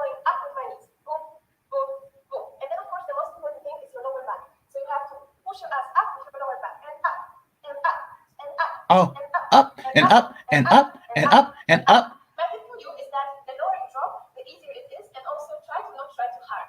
I know it sounds weird, but the more you think about it, you become really tense, and it's like not very natural, you know? So yeah, try to open your knees, drop it as low as you can. Huh. Okay, let me. Okay, her Shaolin technique is very good. Let's look at some black ones. Let's look at some black ones. Let's give a competition. Maybe you're right. Maybe you're right. I'm not really like a guy that gets turned on by twerking. I rarely, if ever, in fact, I haven't been in like 10 years, go to a strip club. Nah, that's not fair. Let me get like a one who actually has like a dance studio, like a professional, not somebody who's doing it in her bathroom or something. All right, here we go. Ah, she got a great body.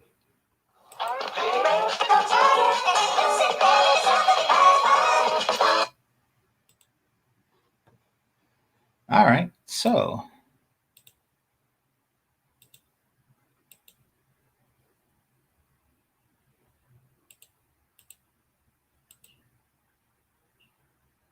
she has an amazing body.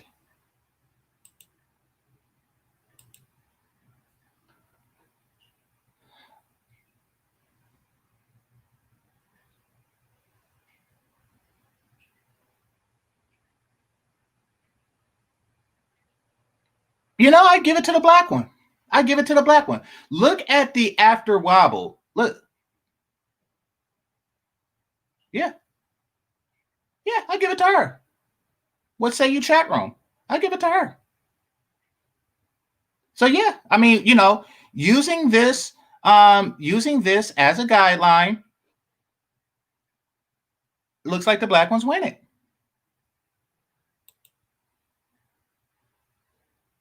So there you go. We have everything and you have twerking.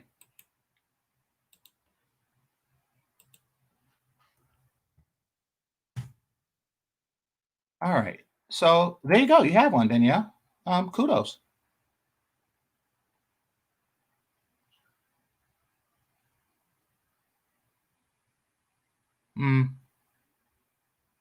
Who's better at hair maintenance? All right, let's see.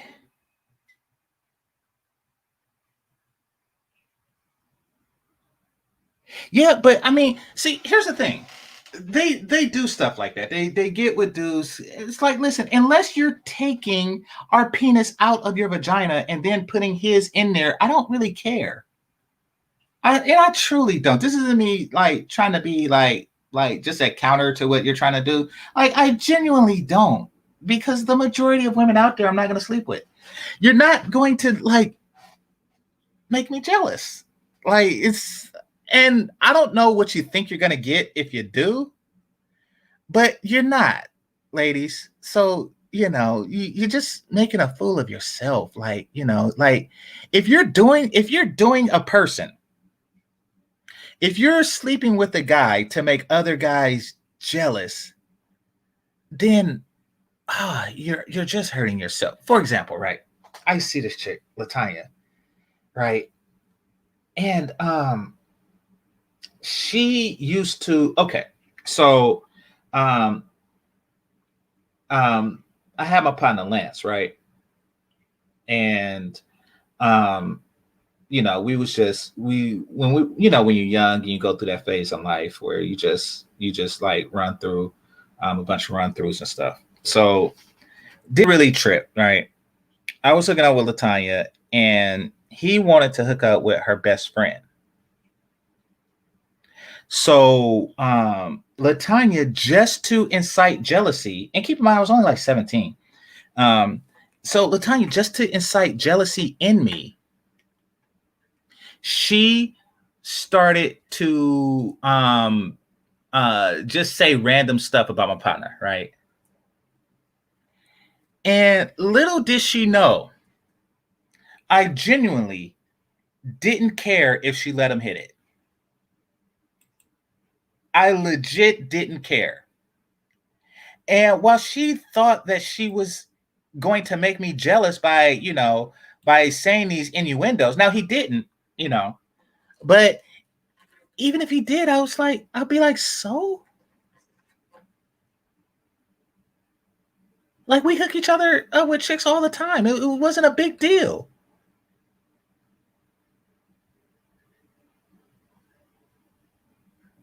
And then, so on top of that, on top of what she was doing, right, which I seen right through, even at that age,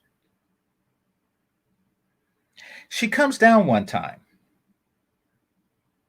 And by down, so what y'all don't know is that, what many of you don't know, is that the architecture here, at least in this part of Cali, is to where we don't have basements as you all and as I see in the movies and stuff do on the East Coast.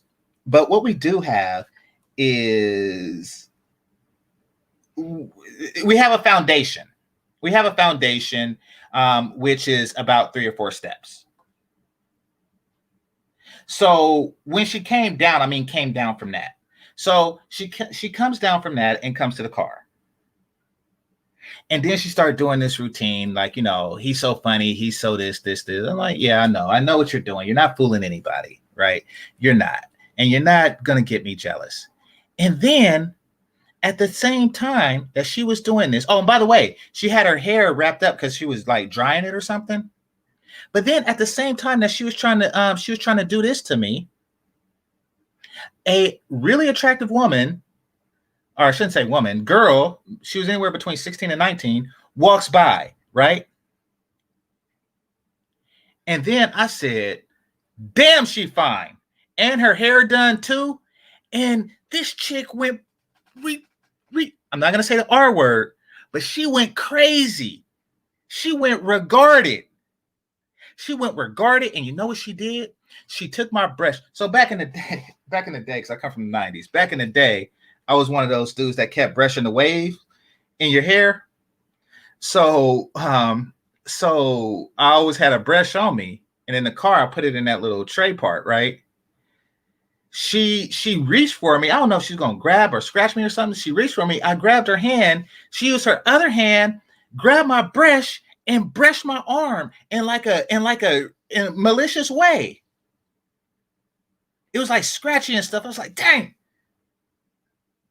She was crazy like that.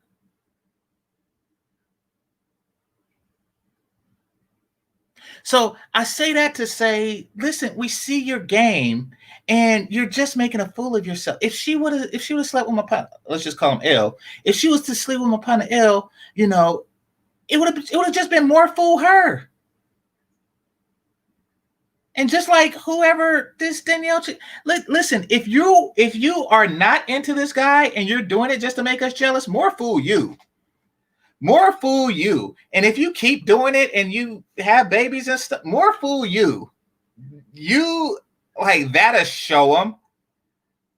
I just married a guy and had kids with a guy that I don't really like, but that'll show these guys like, dang, you just took a L. You just took the L of L's.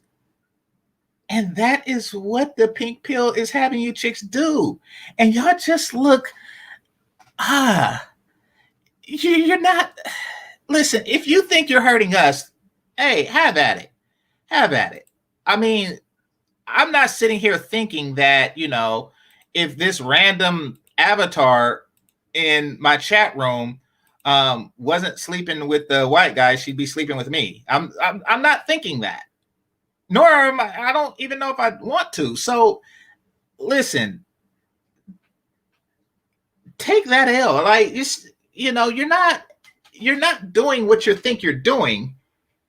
And what you are doing is hurting yourself like ridiculously. Look, if you like the guy, like the guy. If you're doing it to get revenge, you may get a couple of jealous guys here and there, but like, is that what your relationship is based on? Because if so, that is a huge L. That is a huge L. I mean, that's like, say if I wanted to like get back at LaTanya and then I get with like her fat sister who I don't like.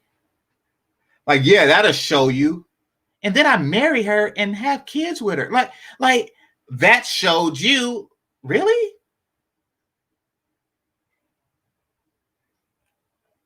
listen, ladies, I know I'm harsh. I know I'm harsh, but the truth of the matter is, like, I love y'all, and y'all out here looking foolish. You know, like, real talk. I mean, there isn't a polite way I can say that. There really isn't. Like, you know, y'all, it's a huge L. You know, it's a huge L. Listen, you know, we don't hate you, but I mean, you know, if you send hate towards us, you're going to, you know, retrieve that you send out, like, and that's the quagmire you're in. Like, you know, you can't really get with, you know, brothers because of the hatred that you think that we have for you initially. So you approach us with hatred, and then you get hatred back, and you say, you know, oh, there it is, they hate us. Like, nah, we just retaliating to the crap you did, you know. But no, if you come to the room, listen, I'll put it like this. And this, because it seems like it's a lot of y'all here. Because it seems like it's a lot of y'all here tonight for whatever strange reason. So I'm gonna put it like this. If you come up and you say it hurts us when you date outside of when you date women who are not black or not dark skinned, you would get a completely different response. You know, honestly. If y'all had, because I know that's what you're thinking. And if y'all would come like that, trust me, you would get a completely different response, because men are different. We respond to aggression with more aggression. But if you come passive like that and say, listen, it really hurts us when you date other groups of women over us. It makes us feel unwanted, unvalued, and unappreciated. And that's the worst thing that you can make a woman feel. I would say like this, like, listen, as a man, we have fewer options than a woman for mating. If I'm with a woman who's not black, and I'm with a black woman, but if I'm with a woman, and there has been times when I was with women who weren't black, it's not that I'm doing it because I hate you. It's because that of the few women who are willing to be with me romantically or sexually, she was the best one. Not to say that all of her tribe is better, just to say that in this particular instance, she was the best. If I could be with Rihanna, I would be. If I could be with Megan Good, I would be. And in many cases, if I could be with the person I'm explaining this to, I would be. However, this is who I'm with, and, you know, I don't really have many other options otherwise. We would say that. At least I would. I'm a very honest person. But y'all don't come like that. Y'all really don't. Y'all try to come like, you know, like nana nana boo boo, and it's like, listen, this is not helping. I know it hurts you. I don't want to hurt you. But no matter what, my options are far less than yours. A man's mating options is far fewer than a woman's mating options. We do it out of necessity. You do it out of spite. Don't do it. So ladies, just come different, you know. So maybe my initial reaction, suck my penis and stuff like that, maybe that was harsh, but listen, just come different. Just come different. I mean, it's no hate. Like, here, let me put the link out there again.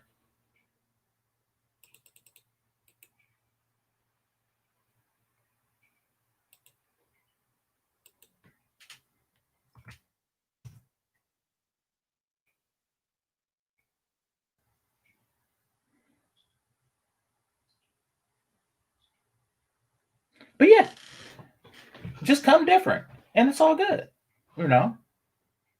Then we can have like an honest conversation and address concerns honestly. Because the truth of the matter is, you can interracially date, and you don't really need a pill to do so.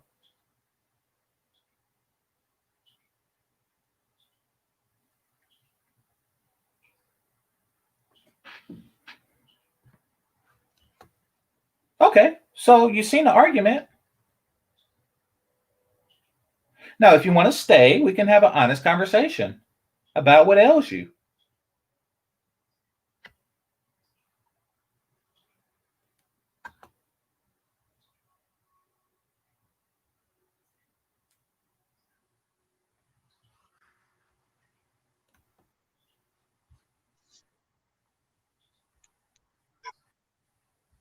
Can you?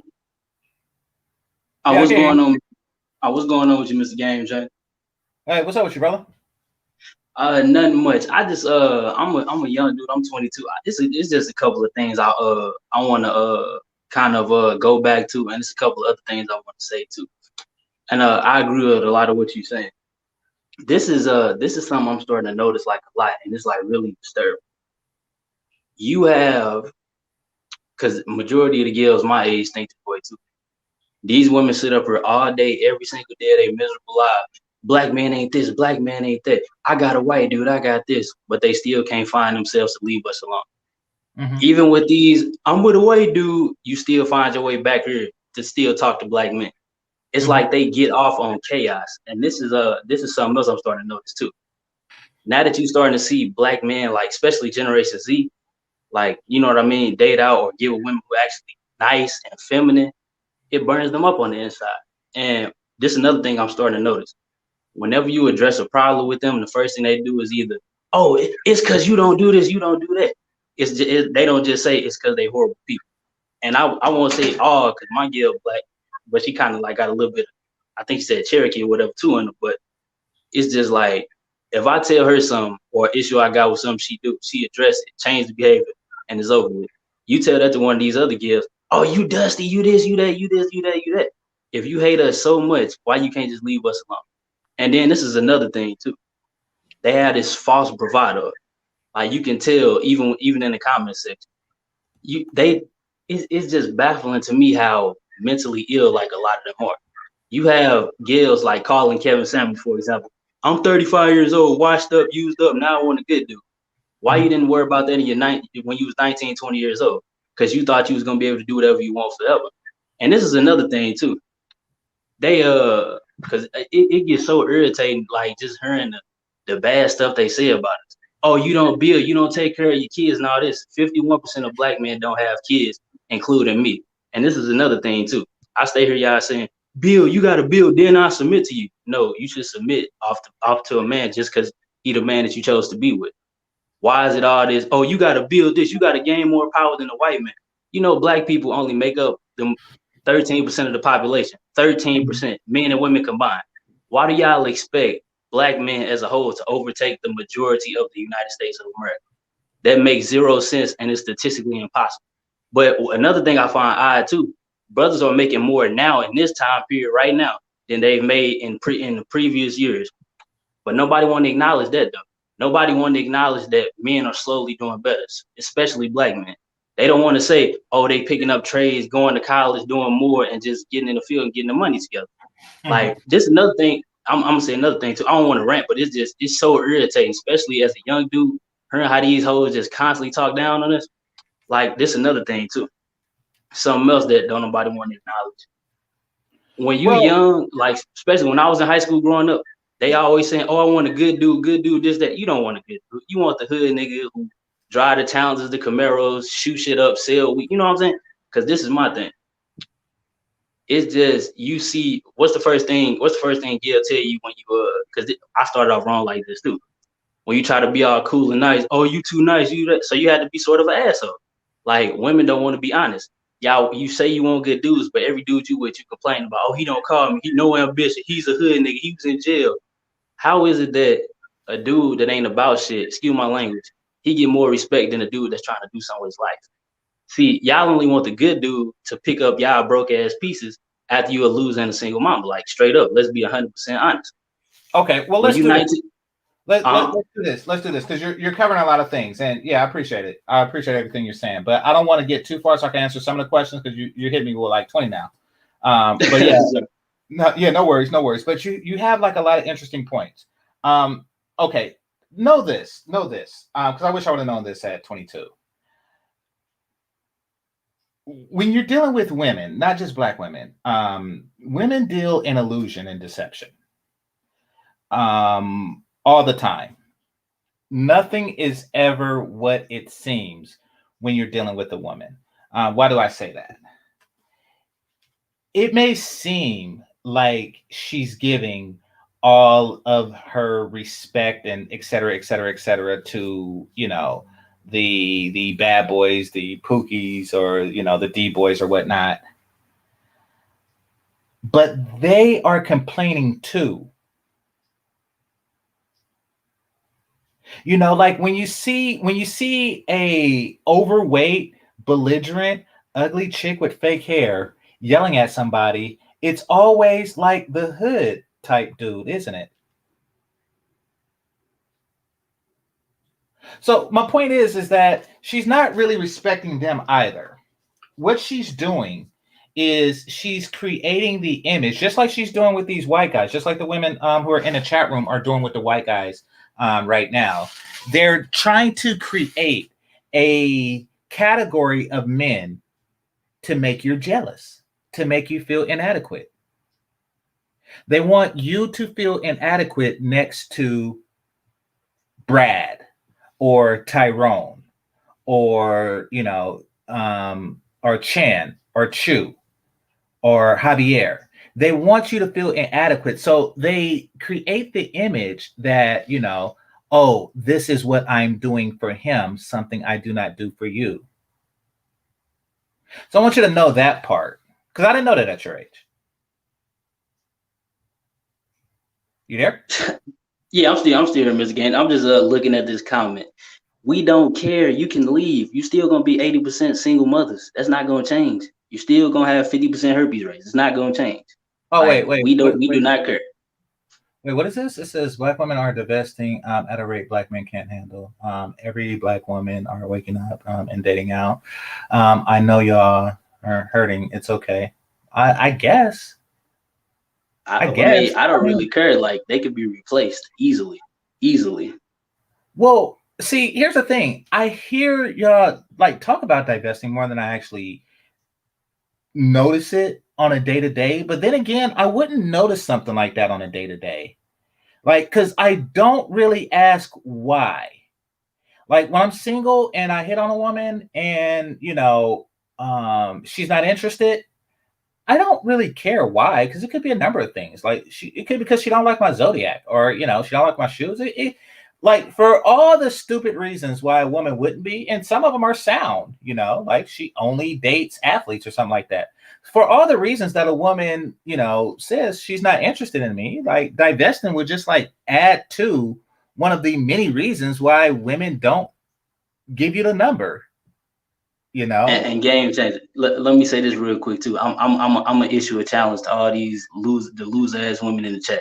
Since your white dude is so great, he should have no problem coming on here talking to me and camming up and showing what he got. It should be that easy. If they so great and they got all this time, because they what y'all say? Oh, he's a CEO entrepreneur. Tell him to come on here and cam up right now. I cam up too, and we gonna talk and have a conversation and see who doing better or who look better. Because these dudes that y'all claim is so great, I'm looking at them, the hairlines, the old age. It's kind of sad. It's like y'all really getting white women's throw. Not even throwaway, grandpas, uncles, and cousins that don't nobody know about. That's how pathetic it is. Yeah. Let's see. Like I say, 51% of Black men don't have kids because 51% of Black men are social rejects and feminine. Go build something for the Black community. Oh, that's right. Y'all just sit on YouTube all day. Okay, that's interesting. So that's a good thing for you? like stop and think about what you're saying, Jasmine Smith. Stop and think about what you're saying. A portion of men don't have kids and they're being rejected by society, and including you, let's be clear, you know, and that's a good thing. You see, here's the thing about you, Jasmine. It really shows where your mindset is. And I'm not trying to be funny when I say this, because there's really no polite way to say this. For one, you're on YouTube too. But that's neither here nor there. But for two, what this tells me, Jasmine, is that you seduce off of scarcity. Meaning that you don't really compete with women. You just hope that men are so desperate that they get with you. Exactly. So you monitor exactly how many social rejects are out there. And you say, yes, with 51% of these men who are childless, doesn't really mean that they're social rejects. I mean, it just means that they didn't have a child. Like, and some of us are smart and don't want to be on child support. Right, exactly. But let's move that away for an example. Let's just take that away. You sit, Jasmine, with the golden J. You sit and you say to yourself, with 51% of men childless, I don't have to be a decent woman. 51% means that some men are so desperate that they would fuck me. That's how you feel about yourself. This is what you do to justify your sexual value or your value as a woman, period. I think that there's a part of you, Jasmine, I'm going to be real with you, that gets turned on by this. That understands that if a man has a choice, he would not choose you. Exactly. And you look at right quick, Joe. And you look at this stat and you just say to yourself, I hope these men don't have choices. Jasmine, that's sick. That's sick. Basically, what's going on is that you're going to live your entire life knowing that you can only get a man that other women don't want. And right quick, Joe, right quick, and I don't know, like, I mean, I'm not a samurai or a kamikaze dude, but like, I'm not going to say dude, but yeah, I'm not going to say that. All right, moving on. Let me read some super chats. So I think I missed one from Great Britain. Or not Great Britain, Full Circle. All right, I appreciate you. Okay, Full Circle says, Jasmine Smith, you want black men to handle you and catch a case. Nope, we good. Yeah. I mean, I'm gonna be okay. It's like this, Jasmine. And we can't see you, but we can see you through your words.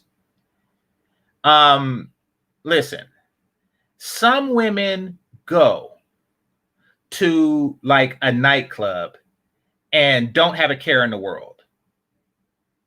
Like the women who have like the Jessica body with the recipes saved in her brain, she knows she's the chick. She knows that she could walk into a singles event and walk out with any man she chooses, right? And she don't care. She don't care if there's 100 women and 5 guys. She will walk out with the best of those 5 guys. She knows that. She is the it girl. And then there's you. And you say stuff like, something, there's a lot more men here than women, so I'm going to have to get something. That's you. That's what that 51% is. That 51% represents the, to you, in your poor understanding of mathematics and sociology, that 51% represents your chances. It's pretty effing sad. All right, so let me read the other super chat and then I'll get back to you, Joe. Promise. All right, Savage Red Recovery says, don't get on child support. It's a MFer. Yeah, you got like 2 of them, huh? Well, should have been one of the 51%. Oh, no, you're a white dude. But yeah, dang, 2 of them. My dad went through that. All right, go ahead. This is another thing I want to give back to. Now, notice how she said she want us to build, but yet she's the antithesis of what you want a woman to be that you want to build a society for. This is the logic I tell black men to take, especially nowadays being Generation Z. You don't owe the black community shit. You don't owe anybody shit. You build for yourself and your family if you so choose to. This whole build a community shit, I don't do it. Don't do it. Let motherfuckers gonna have to deal with the consequences of their actions, and if they fall to the wayside, fall to the wayside. Cause this is another thing too. Something I noticed, they want black men to have this blind loyalty to a burning building. I say let the building fall down and rebuild it back up. Don't try to throw water on the fire that's not gonna go out. Let the shit burn. Let these motherfuckers who want to, excuse my language too, game changer. I just got it's so irritating just constantly being talked down about for no reason when you ain't did nothing. So now instead of saying some men are smart and trying to, you know what I mean, build themselves up before they just jump in and have kids, it's they're feminine, this, that. I guarantee you, those dudes who do have kids, I guarantee you, they trying to be. Some of them are trying to be in their kids' lives. Y'all not let them be in there. And this is another thing. I'm gonna go with their logic that they date now at a high rate, so-called high rate now, even though stats prove that's not true. Still 1,600 abortions a day. So what y'all saying y'all date out more, doesn't that mean that y'all killing a whole bunch of mixed babies too that y'all having with Brad? Let's use y'all logic. Y'all dating out at a high rate, still 1,600 abortions a day. So with that logic, y'all are killing Brad's kids too. So that still mean with any man you get with, you still ain't shit because you killing your kids. Did I just use their logic against them? Oh damn. Game changer. I got a question. So with that being said, do you still think that just means that they're bad mothers? Collectively, they have been for the past few generations. Thank you. Exactly. And then, go ahead, game changer. Go ahead. No. Collectively, they have been for the past few generations, and there's really no way around that. There's really no way to be polite about that. I think there is a direct correlation between men building and a low birth rate. I shouldn't say birth rate, but and I didn't notice, but if 51% of the men are childless, then it's why build anything? You build stuff for the next generation to appreciate.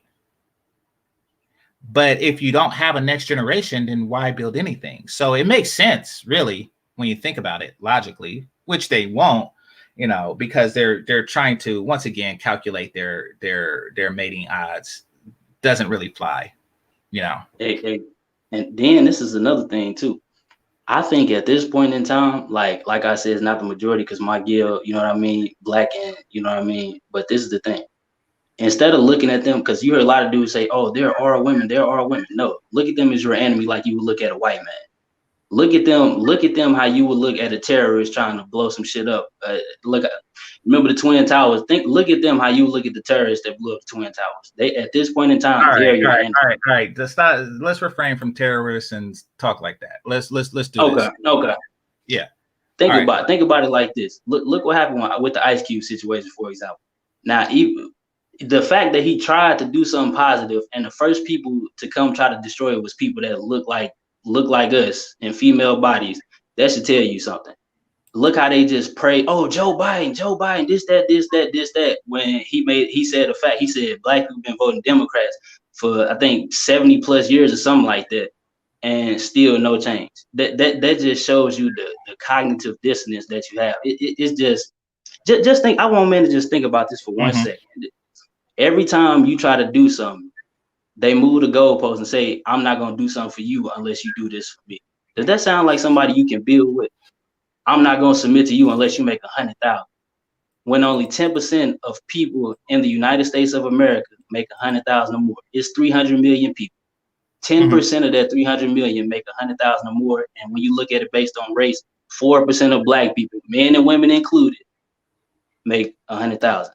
It's just y'all have to start using logic with these dumb arguments you come up with. If you're gonna say something, have the stats to back it up. like this is another thing I'm starting to see a lot too.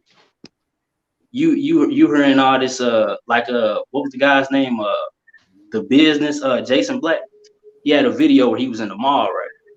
And he was walking around, he recorded the scenery in the mall. Some of you saw, all the girls were just in groups of girls, no men, not white, black, Mexican, anything was around these women. It was just the women by themselves.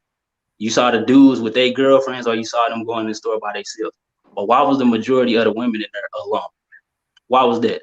That's why I go back to that false provider that they give themselves. You can make all these claims of this great white dude you with, who's not going to come up here and cam up, who's not going to do that.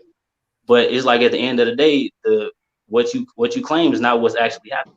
When you have 6 or 7 women who overweight and too tight clothes, not getting approached, sitting off, being loud, trying to force people to draw attention to them, and they still not getting attention, you just see the mental illness with them. On one hand, you say black men ain't this, but on the other hand, we have to build. I'm not building for somebody I look at as my enemy. And I would encourage other black dudes not to be. But that's all I wanted to say. It's a chronic shaming tactic, because the thinking by the women who use such shaming tactics, like building and stuff like that, really isn't. It's not to that they really care about the results of something being built. If they did, they wouldn't destroy it, and they would assist in the building of it, like every other woman on the planet does. So it's really not about that. It's really more about having a reason to talk down to you. Because what they want is, they only feel secure in a man who doesn't really value himself that much. So here's what they want. They want a valuable man that doesn't know he's valuable. So say you're that dude. They want that dude to not know he's that dude, because they fear that once he realizes that he's that dude, that he wouldn't be with her. Now, I'm going to put this on the opposite gender, even though we don't behave this way, but just to give everybody a clearer understanding. Say you have like a bad ass or a bad chick, right? My personal crush, Megan Good in her heyday, right? Say you have Megan Good in her heyday, and you try to get at her, or I try to get at her, and she's interested, but she's like barely interested, and she can do better. But I don't want her to know that she can do better. So I say stuff like, when are you going to lose weight? And she says, excuse me? Like, yes, 80% of Black women are overweight. When are you going to lose weight? That would be me just trying to convince her to have low self-esteem. It's called negging. Some of these game niggas, they call it negging, but that's all they're doing. They're just negging you. And that's why you, even as a young man, and I'm surprised that you're going through this at 22, that just really shows how bad it is and how desperate they are. They're negging you. It's just like when a guy goes up and say, oh yes, you're pretty besides your teeth or something like that. He's negging you. He's trying to get you at a discount, or in your case, a dick's count. She's just trying to get a dick count from you. Like, don't even entertain it, But I'm saying leave it alone, because, there's all kind of issues that come along with that. But at the end of the day, you're dealing with highly insecure women. Now, that being said, you can either work through it, find one who's not, or find a chick who from a different tribe who doesn't really have problems like that. Let me say this, all man. three will end with your happiness. And, them swirling is not going to reduce your odds at all. For every non-Black chick or every non-Black dude they date, they leave open a non-Black woman, that he would have been with. So it's really not going to hurt you in that regard. But all this build, that's just them trying to make up for the fact that they are that thing. Like, you know, if you're 35 and you have a kid and you're average at best and shaky father, you need something to fill in the gap between what you are and what you want. And to fill in the gap, you bring in, you gotta have some type of tactic or strategy. Like, you know, oh yeah, but build, and the young girls don't want you, and 51%, you know, these are all tactics. But at the end of the day, I'm the shit and you're shitty. Go fuck yourself. I mean, can I say this real quick, Mr. Game Changer? Yeah. Shahrazad Ali, all right. Shahrazad, I'm gonna throw real quick. Shahrazad Ali, in her book, The Black Man Got to Understand the Black Woman, she said the black woman is the one who's never been criticized on a social level, and that's why you see them always come from a standpoint of them trying to look down on you. See, what they don't realize is you can look down on me all you want. I'm looking down at your ass, and no matter what you say, at the end of the day, I have, you know what I'm saying? I got a decent, submissive girl who don't come with all the bad attitude and the lame shame attack. She cooperative, and it's like you still at home miserable. At home miserable, right? Let me say something to that, yo. Like, what you really start to see with a lot of these women, man, like their whole entire thing, to go off of what y'all was saying, it's just that it's like throwing a rock at the window and then just trying to have the hands behind your back type of thing going on. But this is a thing that I've seen, and I'm just like, you know, especially with the quote unquote spoilers and divestments, it's usually these older ass women that sit up there talking to the younger women and poisoning them for their market value. Exactly. And it's like, y'all are the ones, y'all been past y'all prime. So why are y'all sitting up there trying to think that you could still be competitive enough to even deal with the women that's in their 20s, and then spread all these lies and these poisonous antics to make it seem like we ain't shit? When in reality, like, y'all are the ones that's a part of your own demise, and we see it every day. I mean, like, it really gets so, like, I could pull up a YouTube clip or I could watch TV right now and I can see y'all embarrassing yourselves. Like, you're not understanding, you're embarrassing yourself. And the whole entire nations, everybody besides so-called black men see it, but you don't. And it's like, even if you do see it, you're trying to pretend like, well, I'm still that girl, you know, black don't crack, da-da-da, this, that, and the third. No, yes, black cracks when you're 50 something years old trying to twerk, and you're the same person that's talking about leveling up, getting a so-called white man, as if that's going to make me feel bad for being a so-called black man. I'm not offended. Go get your brag, do you, but you're not offending nobody.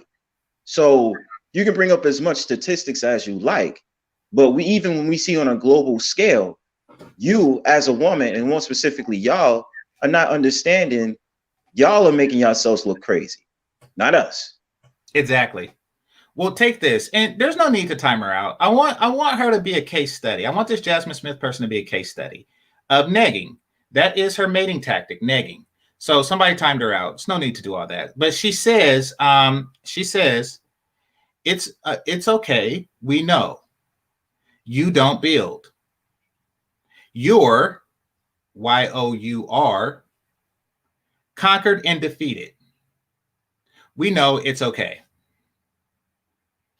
Okay, first of all, YOU apostrophe RE is the one that you want. The way that this sentence is stated, I would have to own the abstract concept of conquest in its past tense. And I don't. So yeah, work on that. But in addition to that, listen, you're not going to shame us into you. See, you want to shape the culture to benefit you instead of for shaping yourself into a beneficial culture. Quite frankly, until you change that, and I get the feeling that you've come to the conclusion and the realization that it may be too late for you to change in any way that benefits you. I think that you're aware of this now. So you're trying to cause as much damage and destruction as you can because you don't want to be a broken person in a fixed community, you would rather be a broken person in a broken community. I get that, you know, and as long as you're in it, you know, this community is going to be broken as long as you and yours are in it. You know, sad but true. But yeah, I appreciate what you're saying, Robert. Can I just say, I want to say one more thing real quick. Yeah, this is if black men are so bottom, so this, so that, and so the worst of everything, how come black men have 200,000 more marriages than the women who outnumber us by 2 million? That's social rejects. And then another thing, the 2 million thing really deals with like older, like, and that's because men die sooner. So like there are like about 2 million women between the age of like 74 and 82.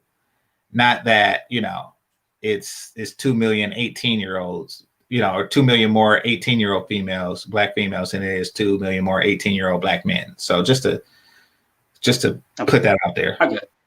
And then this is another thing I want to say too. I'm gonna go back to this comment that Jasmine gives. She said, "I promise the majority of black women settle for black men. If more white men pursue black women, they'd be going instantly." Now look, if y'all swelling at the highest rates, why did you just say if more white men pursue black women? That means they don't want y'all. If they not pursuing y'all, just throw it out there, and that's all I wanted to say. All right. So Savage Red Recovery, I appreciate you. He says John or Joe is more common than Brad is as a name. So I think when people, particularly black people, say Brad, they mean like a particular white archetype. And yeah, John and Joe is common, but that's also a common name amongst black people. I think Brad is like uniquely white. I haven't met too many black Brads. So and also Chad. I know Chad is supposed to be like the more handsome white guy, and I think Brad is probably just like an average dude, you know, just like an average white guy, you know. I think Tylers are rich. I don't know. There's probably like a name for everything, you know. Just like there's a Jamar and Tyrone. I'm pretty sure that white guys have theirs for us, but yeah, I think it's just one of those things. Michael Ross, I appreciate the 5. Appreciate you, bro. Okay, so Provider, what's on your mind? Hey man, what's going on? What's up? Yo, can you hear me? Yeah, I hear you. All right, good, cool. Bro. So, hey, what's up? I'm going to say this because the lack of thanks for coming up, Joe. The lack of self agency is it's really bad, man. I'm 30, right, and I'm seeing this shit on just in my real life. I'm seeing these chicks 33, 32, 31, 30, late 20s, just. They have no direction. They don't know what they're doing. They're here with dogs and shit and think that's the fucking solution.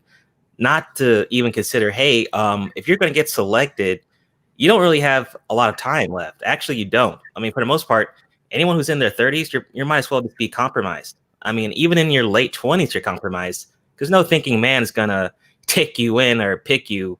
I mean, you're going to have to put the time and work in for that. And you being 33 in your late 30s, I mean, no one's gonna rush and give you a fucking kid unless you're one of these dumbass niggas. So actually what would be preferred is, which is probably not gonna happen, is maybe Gen Z or the generation after that to have, you know, hopefully been brought up, you know, with some good parents and say, hey, you know, you're 20 years old, yeah, you need to go ahead and focus on your school. Sure, go to college, but go ahead and get picked in college too. That's really what needs to be happening. But that's really the only way this is going to be fixed. So obviously this is not our job to be fixed. I think good parenting is going to have to be involved. Maybe that is an X factor. But if you're 25 and up, you are basically compromised. Because, I mean, right. Especially nowadays, people aren't rushing to marry at all. In fact, I mean, most people don't even give a shit about marriage anyway now. So you're going to have to do the work with someone to even consider you now. So y'all in your 30s, I mean, I'm sorry, but most of y'all are going to be permanent side chicks. Just going to be honest. I mean, most of y'all are going to be permanent side chicks. I know that sounds bad, but that's the direction you have. I don't know, maybe adopt some kids or something. I don't know, adopt more pets. I think the people that have, but there are women that are making good choices. It's not all of them, right? There are that are getting selected, being picked, right? Pick me's, right? There are some in their young 20s that are, they know that, hey, I need to get picked before I fucking turn to Windows XP. So there are some young chicks that have some fucking sense. So right. Sadly, it's just not enough of them, Right. Unfortunately, because you're 30, which relative to me is young, but yeah, sadly, my generation didn't instill a sense of urgency in either man or woman. Fortunately, we have more time. If I were a woman, I would be well past the danger zone and even well past the wall. But I'm not. But there are women my age that do have that problem. And the solution that you suggest doesn't help them. Yeah, it does. And that's the problem, because you see, they're going to stick with this tactic, and that's poisoning the well, because what other tactic is there for them? Right. I mean, the sad truth of the matter is, and this really isn't anything against them per se, but the sad truth of the matter is that I'm not interested. And this even applies to the ones who are exceptionally attractive at that age, in their early 40s, like I am. And it's not a matter of hate or something that women like you have done. Chances are you fell into the same trap that I did, and you didn't really have a sense of urgency because society didn't instill one into you. So, it's really no shade in that regard. And it's not out of hate that I say that, but I want kids and you can't provide them to me. And no matter what you do, you can't really change that. And it's a quite unfortunate thing. Not to say that, there aren't guys out there for you. There are plenty. There are guys who are divorced and, would just like the, company of a mature woman their own age. That's a pick me, and there are guys who just never wanted to have kids and things like that. So it's not really, it's not the end all be all, but it does mean that a significant portion of the male population is not considering you for a serious relationship. That's what it does mean. Now, there's a couple of things that women can do at this point. And because you mentioned an answer for, what's up, Dallas Cowboys? You mentioned that you gave an answer for the younger women, but for the older women, listen, the truth of the matter is, and me saying it is not going to get you to embrace this in a positive way. The truth of the matter is, and you know this, but you don't want to say it out loud, but you think it a lot, is that you do not have anywhere near the sexual market that you did when you were younger available to you. Not even close. Now, you know this. You know this. You may not say it, but you know it. I mean, and you can say 40 is the new 20 all you want to, but if you ask, 20-year-olds aren't saying that they're 40. They're not saying that they feel 40. So it's not. Damn,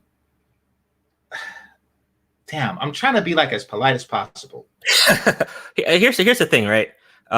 Here's the other issue, right? I gave, like you said, the solution for young people is pretty obvious. Hopefully, that can happen. Hopefully, maybe not. I don't know. Gen Z, I don't know. Maybe the next generation, but even the older ones in their 30s, right? Okay, let's say you're you'll say you're 33, just for example, 33, a chick who's 33. Okay, she's in shape, fine, good, right? Okay, she looks good. Well, let's just say my age. Let's just say they're in their early 40s. Actually, let's do this. Let's go with Shira's age. Let's go with 41. Oh God, that's worse. Okay. So let's say a chick in her 40s, right? No children, right? She looks great. Here's the thing. A lot of these chicks who do have self-agency, who are like in her age, that's basically for me, that would be Windows XP. They're gonna be rushing men to have kids with them extremely fast. And like I said, thinking men are not going to do that. They're just not going. There's nothing wrong with having kids, but they're not going to just rush and have a kid. I mean, there was this, for example, there was this chick I was talking to, and she was like 33 years old.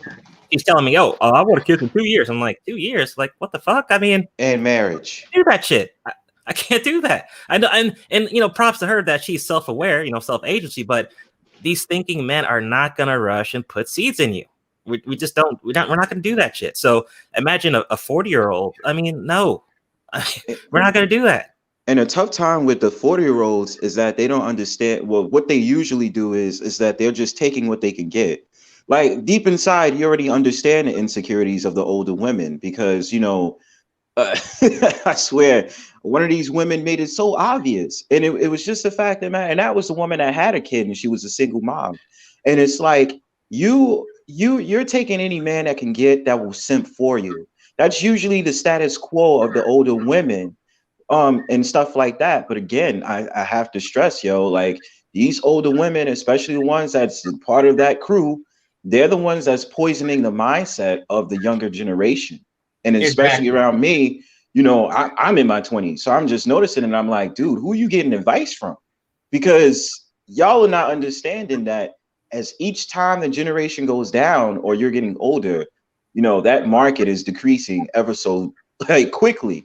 And it's just harmful for yourself to really think that you're gonna just use another race of men to qualify yourself for being marketable. When in reality, they're just really not checking for you. So shout outs to the chick, Jasmine Smith. You could say how you got a brat all you want, but I mean, at the end of the day, number one, if it was that important to you to mention a brat, number one, where is he? You would be sucking his penis right now. Number one. Number two, you would be smashing him, and by GC standards, you would be making him a sandwich. So, like, y'all are not saying anything. You're just speaking white noise. And where's your man? Don't go with him, right? And if it's a brat, treat the brat with respect like you would a Tyrone if he was good to you. So you're not making any good points, is my point.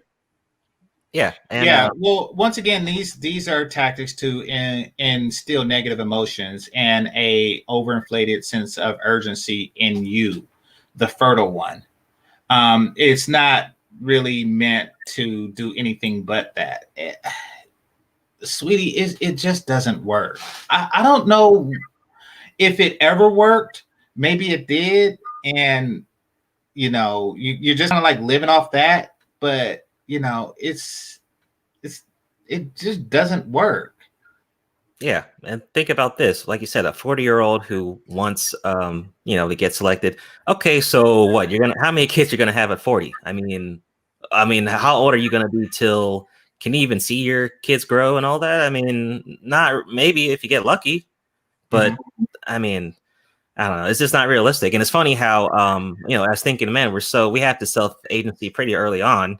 But the ones that really need it the most are just kind of living life at the present, not being focused in the long term, and just not taking it into consideration that, hey, I need to get on my shit. You know, it's funny how that works. So to the women in their 40s, as far as, because I know that many of you have the goal of, you know, the white picket fence and a husband in the house with it, you know, like my advice is to be the best woman you can be. Like, you know, these tactics are really working against you. And that's why no other group are really doing that. You know, like everybody was conquered at some point. You think is that your opening line? Like, you know, do you really see that working with guys? It's just kind of like one of those weird things that people say, even if they say it about like other people, you know, like if a woman came to me and said, you know, did you know that India was conquered by the British? I'll say yes and bye. Like, I mean, just change your tactics.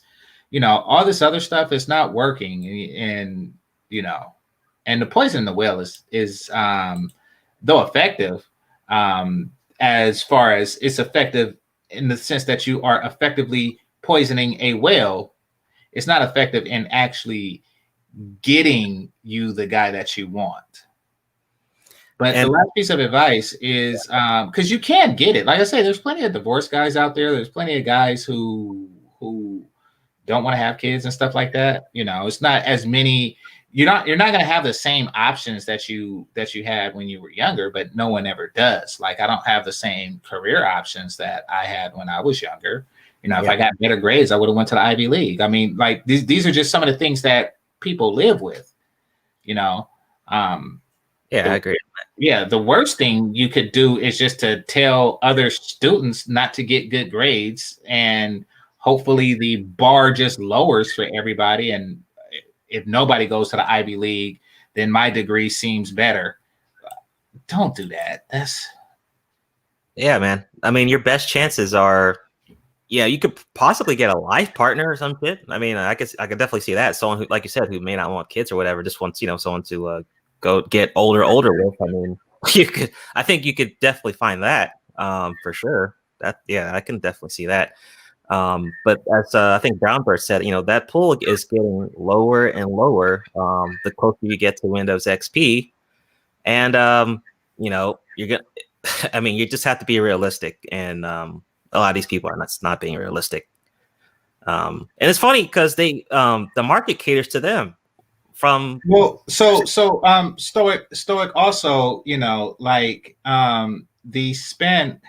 the Spanish actually sold their children to the Romans for dogs, because they were so destitute because the Huns were running them out of their lands initially before they settled in Spain.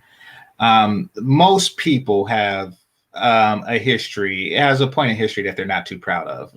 But yeah, this whole shaming tactic that they're using is unprecedented. And it's unprecedented because really it's so ineffective that a person would have to be kind of slow to do it. Like, it's like the people who shoot at Superman and then they throw their guns at him. It's like, well, that wasn't that bright. Like, it's just one of those head scratching things. Like most people, like, why do you think English is made up of so many different languages? Do you know how many times Britannia was conquered? Like, it's kind of strange. Like, I kid you not, and maybe that's just not recorded, and maybe every group of women, every tribe of women has done this to their man, like, after the fact, 200 years after the fact. But it's very unique. I have to say that in my studies, I haven't come across anything like it. But ladies, it's really what do you think is going to happen? Like, a man who's not interested in you is going to say, "Oh, but I was conquered," and get with you? Like, come on. And would you really want that guy? Like, that's, ladies, y'all looking crazy out here. Yeah, that's just stupid, man. And I'm saying it out of love. Y'all, I mean, is looking crazy out here. I've been said that. Yeah. Yeah. But go ahead. I know I interrupted you, Brown Bird. No. I lost my thought. Soul Provider, you got it, bro. Okay. But yeah, that's pretty much what I was thinking, man. Like, we keep saying, "Hey, self-agency," and it's like, I don't know, are they listening to the pygmies of the world? Are they listening to them, or what? I mean, No. What percent are actually listening? And hey, okay, let me get on my shit and let me get picked. Well, needle in a haystack, prerogative, and this is a reason. And again, like they're an agents of their own chaos. To quote a brother that I usually watch. The thing about it is that when they understand the attention that the quote unquote pygmies get, it triggers them, because now they don't have to. They figured, I've bullied you so much and you've been down for me, but now you're going to allow this pygmy to take over what I'm talking to you about. Like, it's one of those sort of things that, okay, still bullying me as like we in school, like I'm the boy, right? And then you got two girls. There's a girl that I like, and then it's the one that's bullying me because she liked me too. And the girl that's bullying me all this time, throwing pencils at me and all this other stuff, now she getting mad because I'm paying attention to the shorty, that actually is interested in me. I'm interested in her too. And it's like, but miss, you can't expect me to pay you more attention. You just disrespected me 1,000 times, and you've been looking to belittle me every chance you got. I don't want to give you a pencil no more. I'm giving my pencil to the other shorty. Step back, ma. You know what I'm saying? So this is what they do, man. What do you think about this, GC? Right. So the whole pick me thing, right? Even let's say we're talking about this 40-year-old chick, right? Is her being a pick me? Will that still save her in the long run, or will it? Is it just like? Is it even a point to her trying to be that way when she is coming into the Windows XP age, where it's like, well, I mean, you might be a permanent side chick or be someone's life partner. I mean, I don't know. Is there even a point? Because if these chicks aren't listening to the women, I mean, you know. Yeah. Yeah, and I know it doesn't seem that way to you, but yeah, it is. It is. I'm older than both of you, and I can say that there are men out there. You know, I have like uncles and friends who are a little bit older and stuff like that, who would get with a woman who's older, especially. And I'm talking about people with grown kids. Mm-hmm. Whose primary goal isn't to procreate, So yeah, absolutely. It is in their best interest to become pick-me's too. Now, will they do it with Miss Average at best? No. And it's not because she's not beautiful or anything like that, though that's part of it. But it's primarily because of her mentality. She has a very poor mentality. All so right. It's just not going to happen. But yeah, any woman can become a pick-me at any stage in their life. Mm-hmm. Like there are women who are widowed, who get proposed to. I know, Right. And I'm not talking about widowed like her husband died young in the war. He died in Iraq and she's still a 22-year-old PYT, with no kids. No, I'm talking about, great grandmas. Great grandmas, whose husband died of natural causes when she was 75, and she meets a nice guy who was also widowed at church or something like that. Like that happens. Like it's never too late, to become a good woman. Mm-hmm. Mindset, Yeah. I mean, but don't get me wrong. I know that because you guys are younger that I get it. It's like 40. It's like 40, ew. Like, I get it, but real talk, like, yeah, there are guys that'll do that. But she got to have her pick me on. Like, pick me's get picked, like, period. And shout out to your sandwiches. I mean, I'm just saying, as you get closer to Windows XP, I mean, you better be really good at making fucking sandwiches and doing fucking blowjobs and shit. I mean, I'm just saying, like, you have to do like double or 10 times more than what these young chicks have to be doing. And that was another thing about Miss Average at best. And that's why Kevin talks about track record. That's why he talks about track record, because, she wasn't married to the son's father. Like, listen, it would have worked in her favor. She could have had two. She is worse off than she would have been if she had 3 kids and was divorced. Mm-hmm. Mm-hmm. Because basically her resume says, I never got a man a sandwich in my whole damn life. Yeah, right. And I have been dating guys who are quote unquote beneath me, so I don't have to get a sandwich. I do not know how to cater to a man's needs in a long-term way. Is basically what her resume reads, which makes things very, very difficult for her. Yeah, that's a good point, true. Because you reach that age, it's like, okay, so what's wrong with you? Because usually, dudes will be running for you to, to pick you and shit. So yeah, that's a good point. Yeah. It's like go for it. It's like yeah, I'm so used to making the sandwiches myself. So it's like what I need you for, but at the same time, I want to call in to see how I could possibly make sandwiches, but my way. When it comes down to it, with the whole KS Average at best situation, Wait, make sandwiches what my way? What do you mean? Like that. I already have my expectations on the table, so you come through with it, even though I'm showing you how insecure I am. if you get it. Here's another thing, man. Some of these women are doing in my age range, dude. They right quick. You lost me, Brown Bird. I want to make sure I understand it before you But move okay, back. so GC, what I'm saying is that the woman, average at best, right? Mm-hmm. She's saying beneath her, right? Now the thing about it is that she called into KS's show, right? So my thing, that what I'm saying is she's coming through with her expectations, saying this should be my way, but you're showing your insecurities as well, which is already a negative effect, which is going to prevent you from getting the man that you want. Yeah, she had a lot of minuses put together, you know, like, but she has a lot. And instead of her trying to be a good woman looking for a good man, it was bad for her. But a lot of women took that as they're all hopeless just because they have one of the factors that she has. But no, she had a lot of bad things going on, including the fact that she wasn't married to her kid's father. So like, but yeah, right quick. Then we'll go back to you. Smurgo says, imagine getting married at all in the current year. Yeah. So women, you're asking for a lot for a man to do. You know, you're asking him to risk a lot, and with less return than what his father and grandfather and so on and so forth receive. You know, you don't cook as good as grandma or mama or anything like that. And, you know, so it's,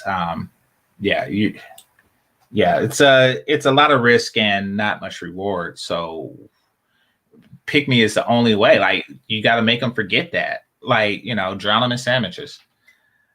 Let's see. How does one join the panel, GC? So I'll put the link back out there, but I pinned it at the top.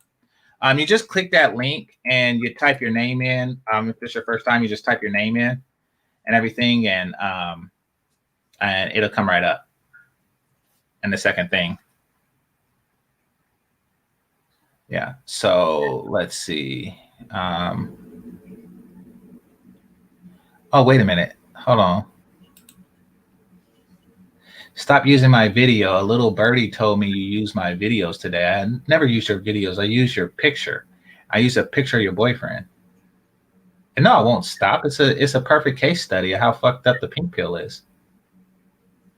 And just Sarah, you don't realize we only did that one video. You're still mad about that.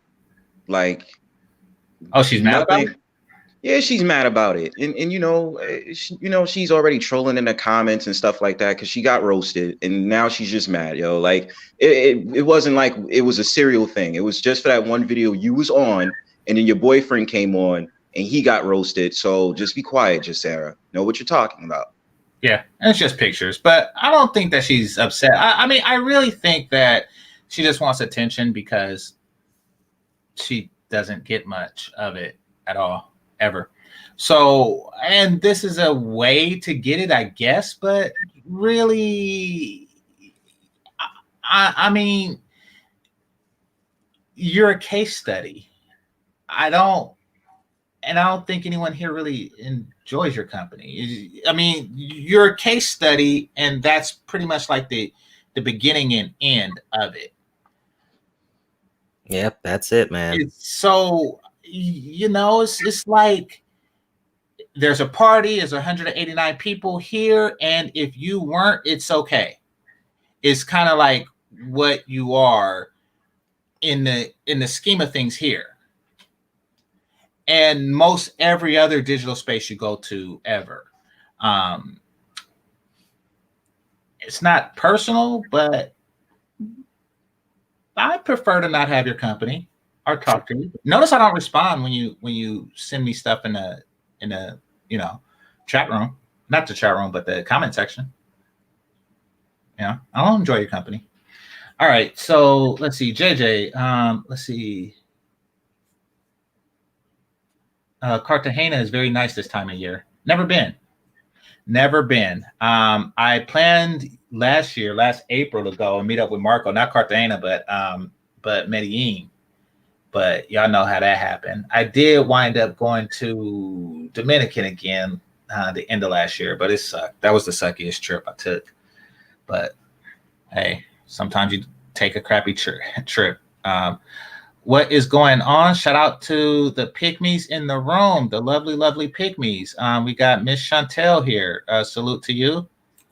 If you're not subscribed to her, subscribe. And so and understand this, ladies. Notice that it's women here. If I'm saying something that you don't like and you're a female here, don't think that it's a disdain for women that I have. It's really more of an individual thing. In a very real way, it means that I don't like you. And it's not that I don't like you because of something you're saying or doing to me directly, but I think that your message and your mating tactics, your mating calls and everything is disruptive to the harmony of the community. And not just this community. I'm saying, I know you take this stuff out into the real world and you do things like that in the real world. You know, like you're deliberately out trying to poison women who are younger than you to avoid competition. It's the characteristics. Yeah, exactly. So this mating strategy is very toxic, and I don't like women who do it. I don't like people who do it, meaning I don't like you. So if you see that I treat you different than, you know, some of the other women who come here regularly, that's not by accident.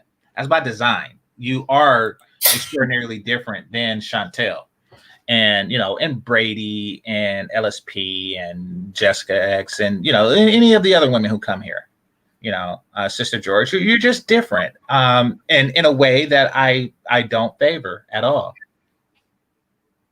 So yeah, that's that.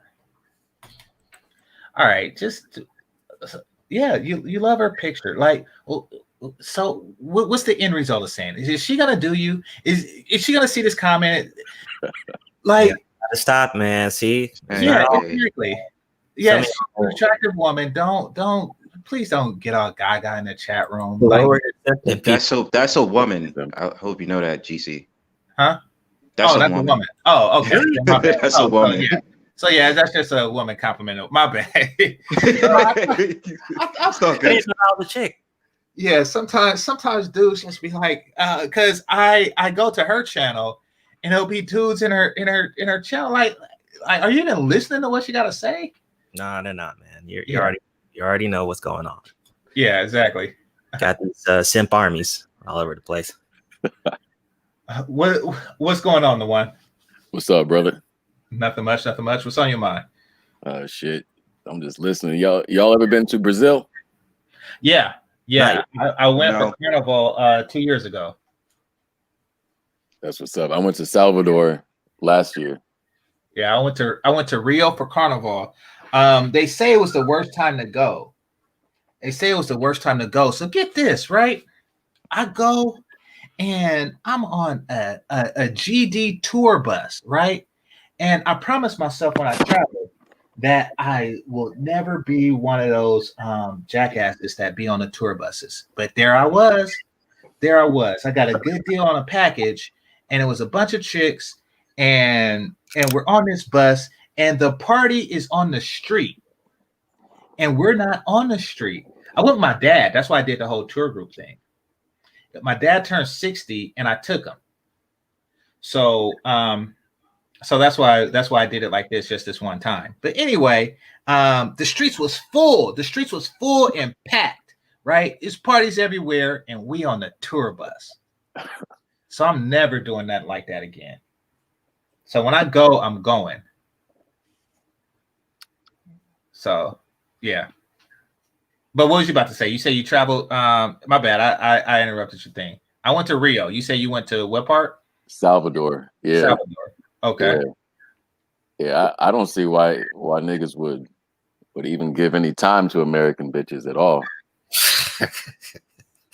At all.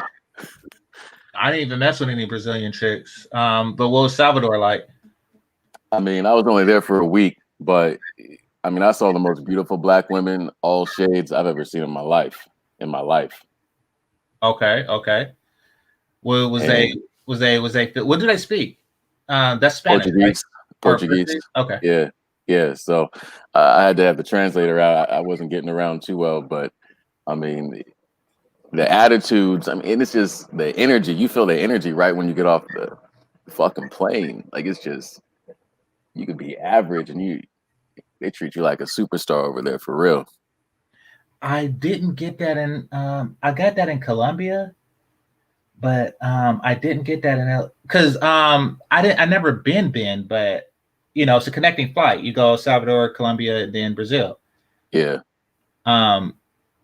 So like in Colombia, I met chicks in the airport, and they were like super. They were like a lot nicer than their looks would suggest.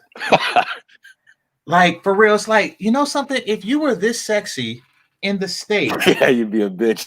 Exactly.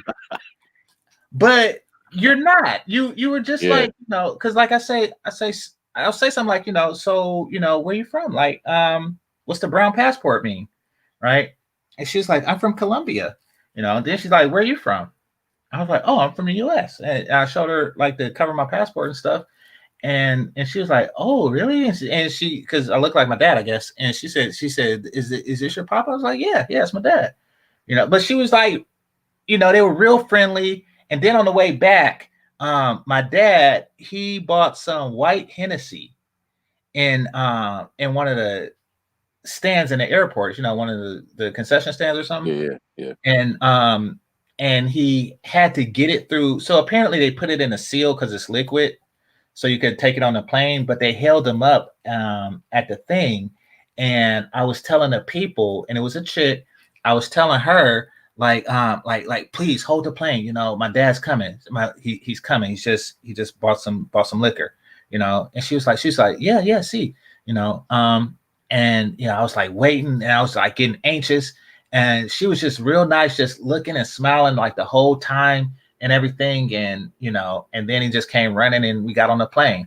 So, you know, I'm not saying El Salvador was bad. I'm just saying like I had like, you know, just for that short time I was there, like really good experience, just like interpersonal interaction in Colombia.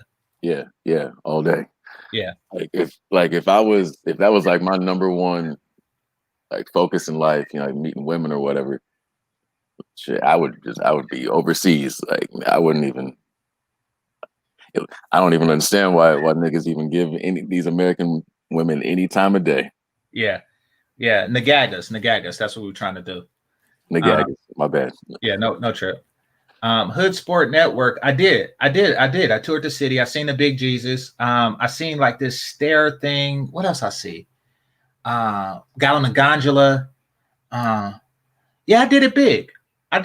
You know, tour bus is cool, but like me, I like to hobnob with the regulars when I go places. You know, I tell y'all what I like to do. Yeah. So if I tell y'all, if I tell y'all I'm out the country, y'all know where to find me. I like to chill on the beach, and I like to catch a chess game or a domino game with some of the locals. And then you'll be surprised at where that'll take you, you know, because you're getting to know the people. Right. And then, you know, they'll have something going on, like, you know, they'll have like a party or something, and they'll just ask you to come through, and it's cool. Like I've been to weddings and stuff like that. So, you know, like you get the real instead of for like that, you know, the Jeep tours. You know, I mean, I'll tour a city, but I would much rather use like the own public transportation than one of those Jeeps. That's just me. You're a big chess player? No, not big. In fact, I really only do it on vacation, or sometimes like if I'm in San Francisco or something. So in San Francisco, you seen the movie Fresh? Nah. What is Fresh it? from '94? Yeah, Fresh from '94. With Samuel Jackson, right? Yeah, with Samuel Jackson. Yeah, that one. Yeah. Go ahead. Yeah. So they have people that's outside with chessboards all the time there, and like I'll catch a game there. But no, I don't play regularly. Yeah. But yeah, so that's what I like to do on vacation. A lot of the time. What about Aruba? You ever been to Aruba? Mm-mm. Yeah, that's supposed to be like like the hub for like all the South American girls. They go to Aruba. Oh, for real? Yeah. Yeah. I didn't mess with any chicks when I was in Brazil. It was so touristy that none of the chicks were local. I don't think. Like, you know, I couldn't tell because it was so exotic, and people were there from all over the world. So, like, I couldn't tell. Like, You said you went to Rio, or where'd you go? I went to Rio. Yeah. Yeah. That's Rio's definitely like the most touristy spot in Brazil. That's why I went to Salvador to get that more like, you know, actual, you know, country feel. Yeah. Yeah. Yeah, I didn't really mess with any of the local. One girl said she wanted to sleep with me, but I don't know if she was a prostitute or anything. So, and besides, I was sharing a room with my dad, so I wasn't really like trying to do nothing. But she said that, and you know, she was pretty, and I would have, but I didn't want to be in a situation like I didn't, because you know, like what if she afterwards said, you know, like, you know, give me X amount and 30 reales. I mean, shit, it wouldn't even been that much. Yeah, but if you don't say a price beforehand, then she can't say anything. True. She, you know, like give me $1,000, like, you know, I'm like, but no, but really what it came down to is I was there with my dad, you know, so you know, it wasn't that type of party. Yeah, Aruba's got the most beautiful beaches I've ever seen out of the places. I mean, I haven't been to that many places, but Aruba for sure. They had the most beautiful beaches. Yeah. So I don't know. I don't know where my next trip is going to be. I might do Colombia because there's some more people talking about. You I'm live not in the take a States? trip in spring. You live in, and, you live in the States, GC? Yeah, I live in California. Okay. Yeah. So I normally take a trip in the fall and in the spring. You should check out PR, Puerto Rico. That's a state. Oh, so it's I mean, no, it's not. It's a territory. Well, yeah, I mean, I call it that. So is Washington D.C. But I mean, you know, like no matter what, it's still not like a. I want to be away. I mean, it's not the same though, bro. Like Puerto Rico's got tax benefits, especially for, you know, what you're doing for a living. You know what I'm saying? Like being like location independent money and all that. Like Tax Act 20 and 22 in Puerto Rico, like you can pay, you know, 6% tax rates. DC ain't set up like that. Oh yeah, yeah. Like Puerto Rico's like actually got actual like foreign, you know, benefits. Like if you're making $500,000 a year, pay 6% taxes instead of 30-40% or whatever these lunatics here want to get you to pay. So Inspire Yourself says, well, yeah, sex is cheaper, but is that a good thing? Yeah, if you're looking to save money, I'm sure it is. You know, I mean, and if you're not looking to save money, you have more of it. So yeah, I'm pretty sure that it is a good thing. But so in the Dominican, because I did a show from there about 2 years ago. It was $40. It was $40, and Marco, who speaks Spanish, says that it's $40 for two of them. So it was a threesome. That's what they were offering. Because I was sitting down, and they came up and propositioned me, and he translated, and that wouldn't go away either. But yeah, so that's how much it costs. $40. I mean, look, like everything's cheaper. Like not just this, love is cheaper. You feel me? There ain't no alimony and child support in these other countries either. True. Dumb bitch. True. So yeah, I mean, and that's an alternative. These American bitches, they hate when a high value male just wakes up and goes over to, you know, finds out the truth. Yeah. They hate that shit. Yeah. So and this goes back to what I was saying before, ladies, and you know, especially to the older ones. You make fun of pick-me's all you want. Like they're preferred both domestic and foreign. I mean, you know, and men are gonna pick them. Like that's unavoidable. I mean, it's better to get down with that because men are going to pick them, even if they have to go to, you know, the places mentioned, El Salvador, Rio, you know, Colombia. Like they're going to pick them. They're gonna find them and they're gonna pick them. You know, especially you're talking about high value men. High value men have passports. High value men are not stuck to the 8-block region that you are the hottest chick in. They can pretty much go anywhere at almost any given time. You know, me, I work from home. I work from home primarily. Yeah, same here. Yeah, so yeah, because we're in the same line of work. So it's you know, you're dealing with a different breed. I don't know how to say it. All day. Like and we want pygmies, you know, we're used, at least me, I'm used to it. So like I don't, if you're not a pygmy, what are you? Like that's, you know, you're a damn pick not. That's what you are. I mean, that's You're a headache. Yeah. pick not. So yeah, I mean, and all the tactics, it may be these tactics may be effective on a certain group of men. I don't doubt it. I don't doubt it, because I do see relationships where it seems like these tactics were in play. I can tell you, if these tactics were effective on the man you want of any race, then you wouldn't be complaining. Like there wouldn't be any complaints. You wouldn't be here and all of that. You wouldn't call Kevin and stuff like that. These tactics don't work on the men that you want. And that's for a good reason, because the qualities that make the men that you want makes them impervious to the tactics like that. True. Yeah. So for all these pick knots, please, with all your fucking dry ass elbows and kneecaps, do better. Yeah. Hey, pick not. Pick not. I've never heard that before. Pick not. I like that. I like well, no, I call them despicables. Despicable. Despicables. Just like a bad taster group. Okay, yeah, you're despicable. Like, you know, y'all gotta do better. I mean, I'm just saying. There's plenty of feminine coaches that y'all can go to on YouTube instead of listening to women who's ruining y'all value. So I mean, look, pygmies is the wave, man. And if y'all want to call us Dusties, I'm just gonna say this: Dusty all 2021. That's all I'm going to say. Because regardless, I got the choice. What's even worse is these young broads who are deciding not to be pygmies. Like, what are y'all? Y'all wasting time. Y'all got your youth, and y'all don't want to be on the winning team. Okay.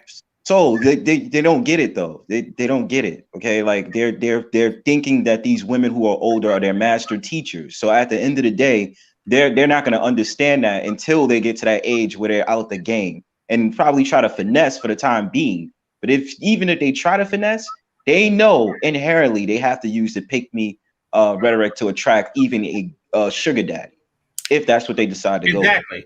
Exactly. And that's what Shira represents. It's like teaching women to be pygmies is what she's trying to do. But it doesn't work because men generally have like a longer vetting process than her husband did. And look at what happened. Like, because I didn't know of her. I just found out about her for like a couple of weeks, and look at what I find out about her just in this couple of weeks. Like, you know, that would be a deal breaker right there. So, you know, it's kind of hard unless you're a genuine pick me. So Smirgo, the short answer is yes. And I was actually surprised to find this. The short answer is yes, if it's not a drug offense, a sexual thing, or a violent thing. So like if you rob a bank, believe it or not, if you rob a bank, you still can get a passport after you serve your debt to society. Be in the back chat, fellas. Holla at y'all. Peace. All right, man. And actually, I gotta start a stream soon. My bad. I got okay. Yeah, I guess this is a good time to do final thoughts and close down. But yeah, I appreciate you, so. No problem, bro. Peace. Right. Peace. I know these self-hating BW swirlers who said black men are conquered, wish they were never born. I don't think that. I don't think that they're actually self-hating. I think that they actually hate us, but they don't actually hate us. They hate the persona of us. And it's a huge difference. You know, they hate what they've been told about us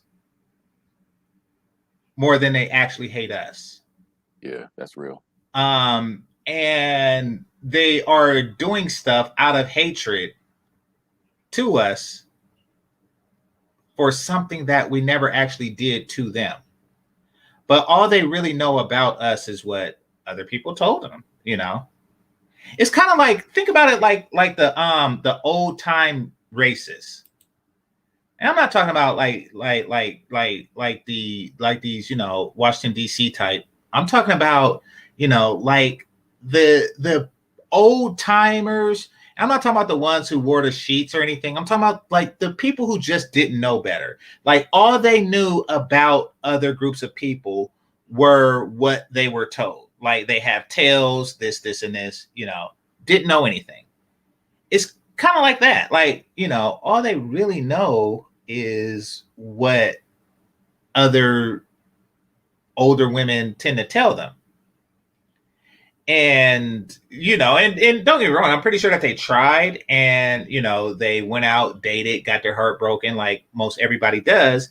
And it just reinforced everything that these people have been telling you about this group of men your whole life. So, like, there's a lot going on with some of them, and it's really not entirely their fault. But the older ones, the Christelyn Karazins, they know better. They're doing it, you know, because they're despicable. Every black woman I know, bro, I'm telling them about Danica and in some cases Jessica. You feel me? Like, yeah. I feel like, and don't forget Chantel though. You see her channel? I haven't never even.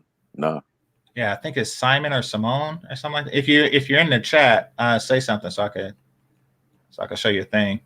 Danica's really the only one that I've listened to like consistently. Oh yeah, I listen to her. She's she don't come on at the same time all the time, but you know, I do listen to her when I can. Yeah, she cool people. So, but yeah, so I'm gonna close down. Was those your final words, or do you have any final words?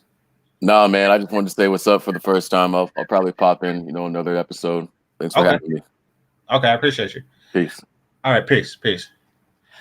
All right, well, with that, I want to thank the Cash Apps and Super Chats. I want to thank the managers and moderators. I want to thank those who are listening silently and those who participated in the chat. Make sure you hit that like button on your way out. Make sure if you haven't subscribed before, even if you hate me, you know, subscribe, because I'm not the villain you think I am. You know, I just retaliate when attacked. But hit the subscribe button. Also, I do movie nights on Thursday. I don't know what movie I'm going to do this coming Thursday, but I will let y'all know. Outside of that, this is Game Changer 00100. Game over. Peace.